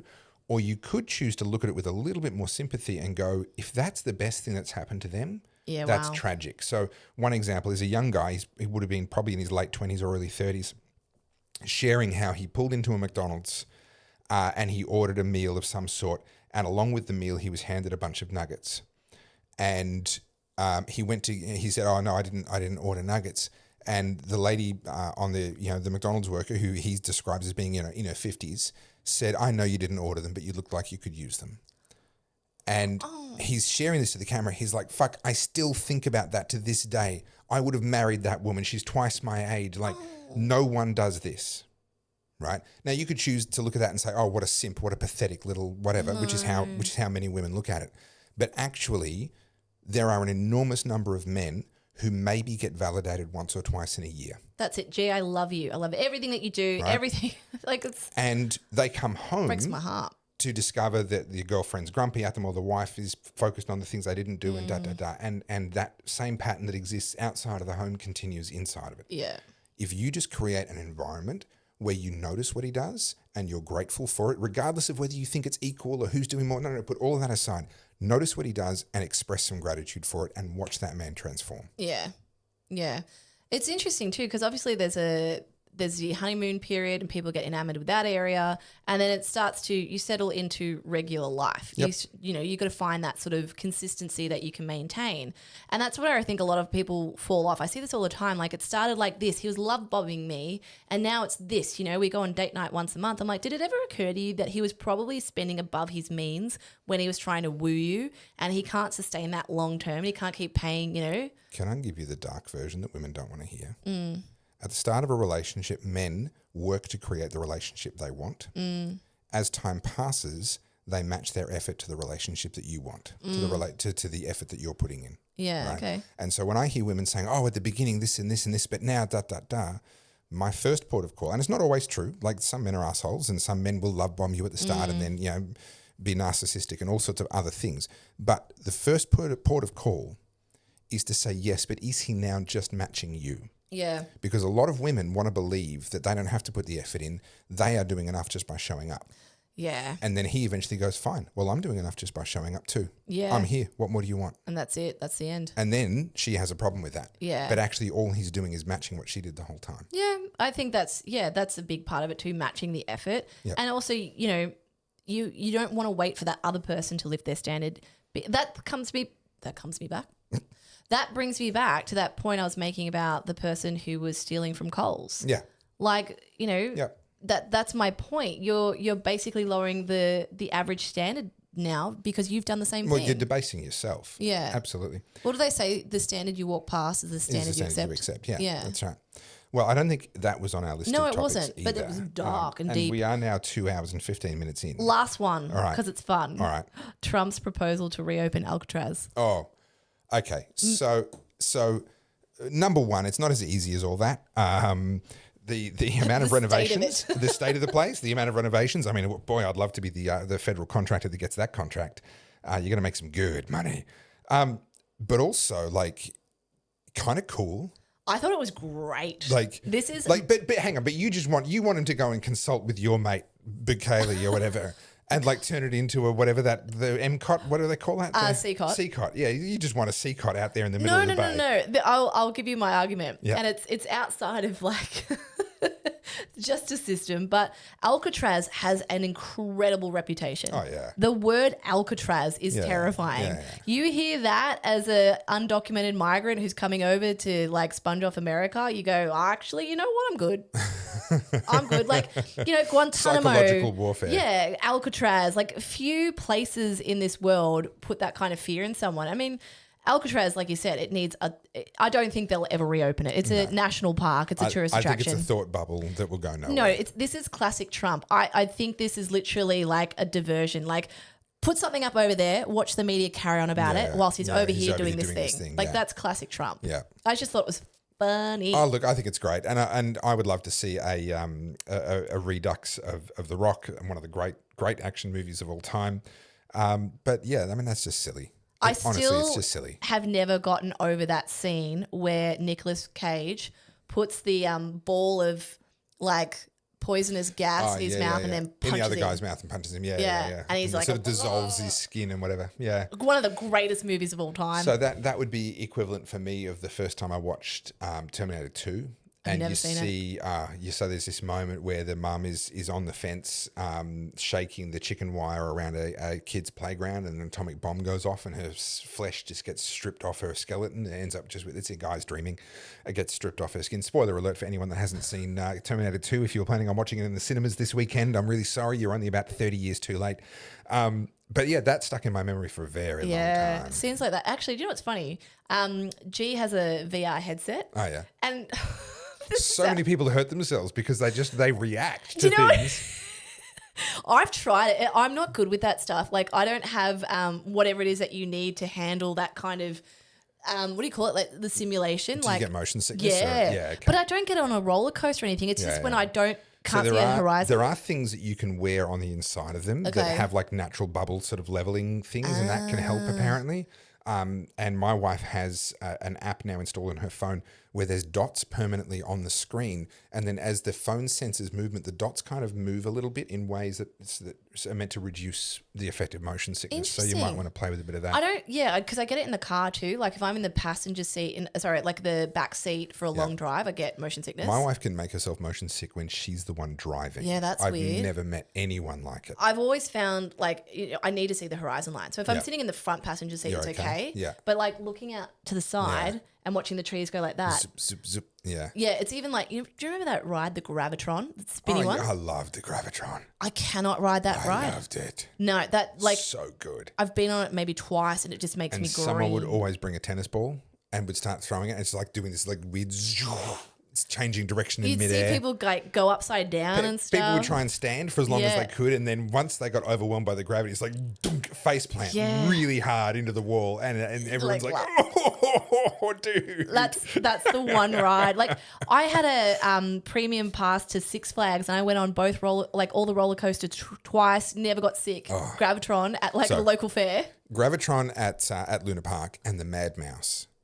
The Mad Mouse kicked my ass. Yeah, actually, that one at Luna Park's violent. Because I did not expect. I'm looking, it's just like a little kind of like baby roller coaster. It's not going to be. No, that thing kicked my ass. I did not ride it a second time. No, they're great because they're usually really janky. Those subtle movements. But the reason I brought that up is. So I've always wanted to be a fighter pilot, too much Top Gun for me. Yeah. And I went in, like this is ages ago, like when the army would have those sort of activation days and they had a sim and you could go in the sim and fight, fly the plane.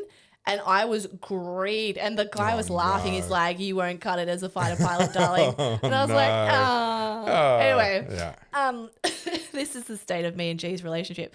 So I'm downstairs watching a documentary on Gabby Prico. I can't remember her surname. That poor young girl that was murdered by her boyfriend in America. It took America by storm in like 2022. She was doing the cross the country drive in a van, and her boyfriend killed her, and then the boyfriend's parents were in on it. It was weird. No, I missed that completely. No, this is huge. That would be right in the middle of when I was doing all the stuff out on the streets of Melbourne. So I wasn't paying a lot of attention to international news. It's on Netflix. Anyway, so I'm immersed in that, and I was getting like really like choked up. I was like, this is horrific. With the VR headset on? No. I was watching that. Okay, right. She's upstairs with his VR headset, and I think he's just playing another game. Now, I tried that headset, and we played a game where you a bow and arrow. Yeah. And so you literally have to do the movement. Yeah. It got to the point where I was like, my arm hurts. I can't do that anymore. And I'm all like disorientated because I don't know where I'm going. Anyway, so he comes down, makes me a cup of tea, and he's like, "You okay?" And I'm like, "Oh, I'm just watching this documentary. I'm really sad." And like, it was really affecting me. He's like, "Oh, you're all right. Maybe don't watch the documentary." And I was like, "Okay." Anyway, he goes back upstairs. And then he comes downstairs about half an hour later looking all sort of like ghostly and a bit weird. I was like, "Are you okay?" And he's like, "No, I just watched like a VR thing of an atomic bomb blowing up and I don't feel good." What are we doing with our lives? But apparently on the... You guys are a train wreck. Those who melt down together stay together. So he's come he's like, it's really freaked me out. So apparently there's this game. Well, it's not a game, I guess. It's just an experience. A simulator or something. Yeah, and you've got the VR on, and he's sitting there at the Bikini Atoll. Okay, yeah. When the bomb goes off, test, the big one. Yeah, yeah. And you watch it happen, and then it's all behind you and whatever. And I was like, what made you do that to yourself? Yeah.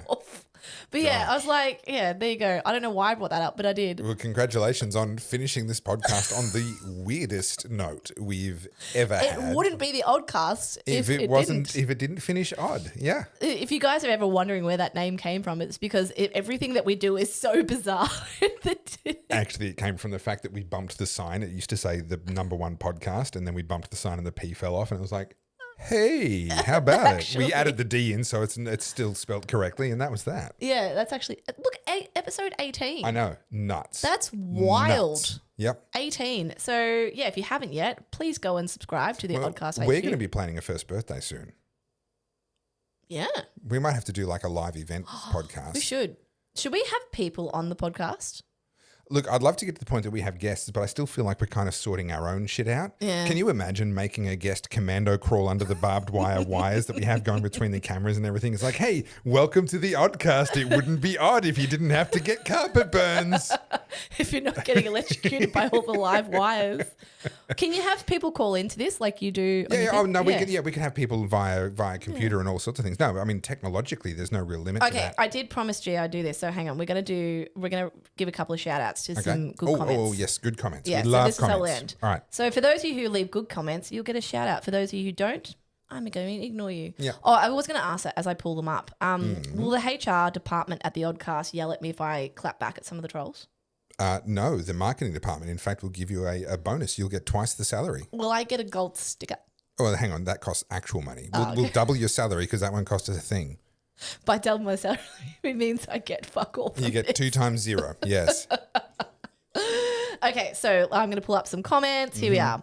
Okay, so we've got. Oh, guys, can you give me some decent usernames? How am I going to read this? Chad. Chad, thanks for your comment, mate. 5258. I'm not even going to try. Don't give the dyslexic the pronunciation. Do you need me to read the comments? No. Oh, no. Wow, I just touched a nerve. No. My goodness. She didn't even touch me and I feel like my hand just got slapped. My hand was in the cookie jar and she just shoved the lid on and cut my hand off. I like the way the show starts, the tangents and how genuine you guys come across. Keep up the good work. Oh, thanks, Chad. I love this one. Marnie773 says, Carlz, I love your delivery, your humour, wit, and your intelligent conversations. Total respect, sister. The check is in the mail. Yeah, that's literally there. I didn't make that up. Yeah. Then we've got down here, what have we got? Currently reading through, this is from Lockie_Upchuck. Mm-hmm. Currently reading through Good People Break Bad Laws, and I have to say that I truly do feel angry and ashamed, yes, at the police and politicians and the unelected bureaucrats, but mostly at myself. There's a bit of spelling issues.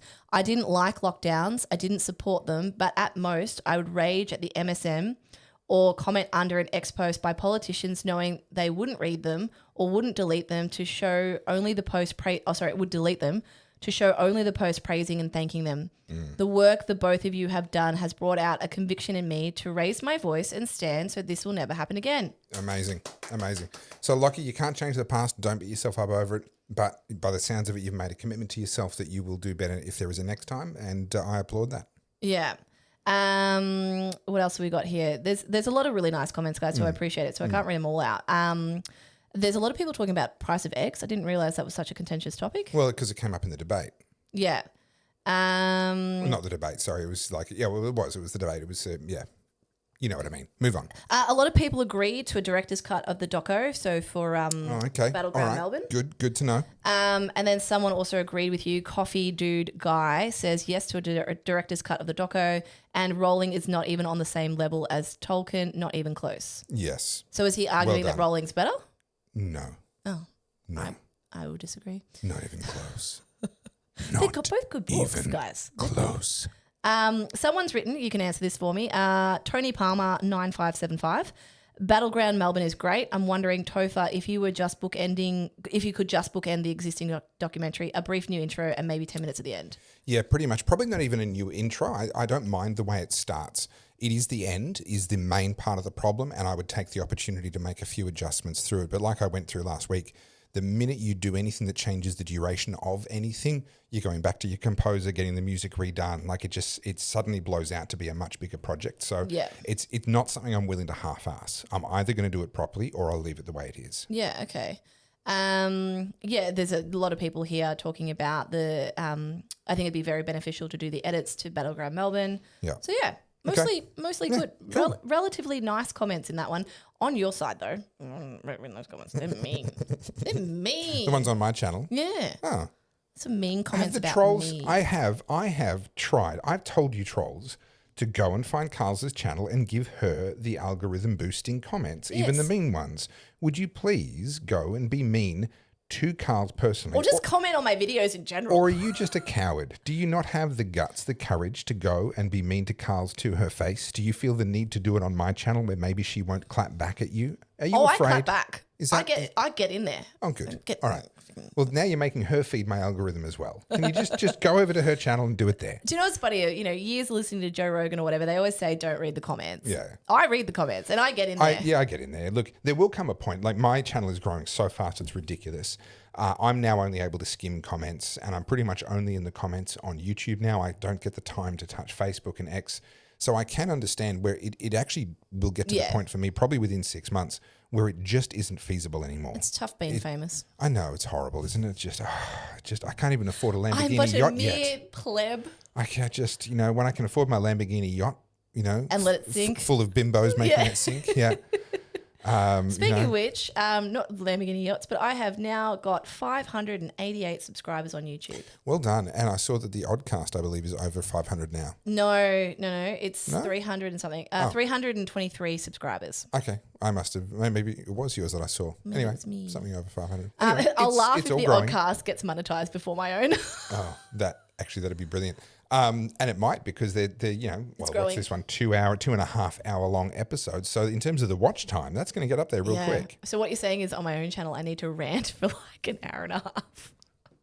You just need to have like Rick Astley, never going to give you up on like 12-hour loop and somehow figure out how to make people watch it. 100%. Anyway, on that note, if you're not subscribed, you probably should be. But if you're watching this, it's likely that you've landed on our channel anyway. So just hit the subscribe button. The Oddcast HQ is where we would like you to follow the podcast. At Carlz J Soda. Is where we would like you to follow Carlz. And at Topher Field is where I would like you to follow Topher Field, just in case that wasn't clear. Well done, guys. You've made it. You've made it another 2.5 hours. This is our longest, isn't it? It's up there. Oh, no, I think the longest we've done is like 2 hours and 40 minutes. Oh, was that one that long? No wonder it took us ages to edit. Yeah. Gosh. This whole thing has made life a lot easier. But so then you've easier. made it more difficult by now because you want to stop and put in like pictures and stuff. To be fair, we only have to do one for this podcast at the beginning because I don't think I talked about any of the stuff that I had bookmarked. We kind of... Yeah, that whole thing of you giving us the topics at the start only works if we actually then talk about the topics. Oh, we did. We hit everything. Okay. Yeah, we hit everything. Okay. No, the only thing we didn't hit on was, bad choice of words, was India sending missiles into Pakistan. It's only World War III. It's not worth talking about.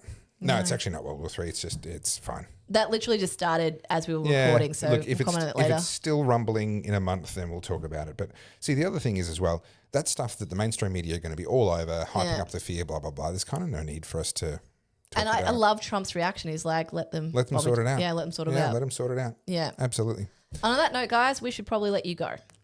Thanks for tuning watching. in. Thanks for watching. And we'll see you in the next one. Hey, edit. Come to... Hey, there we go. Bye. I have to cajole the machine into like, please put my face on. It favours women. We've got a sexist, automatic, voice-activated podcasting Come editing back machine. to me. No. Yeah, see? It loves me. Loves me. No. No, come on. Who's going to go do? Ha! That is so unfair. I win.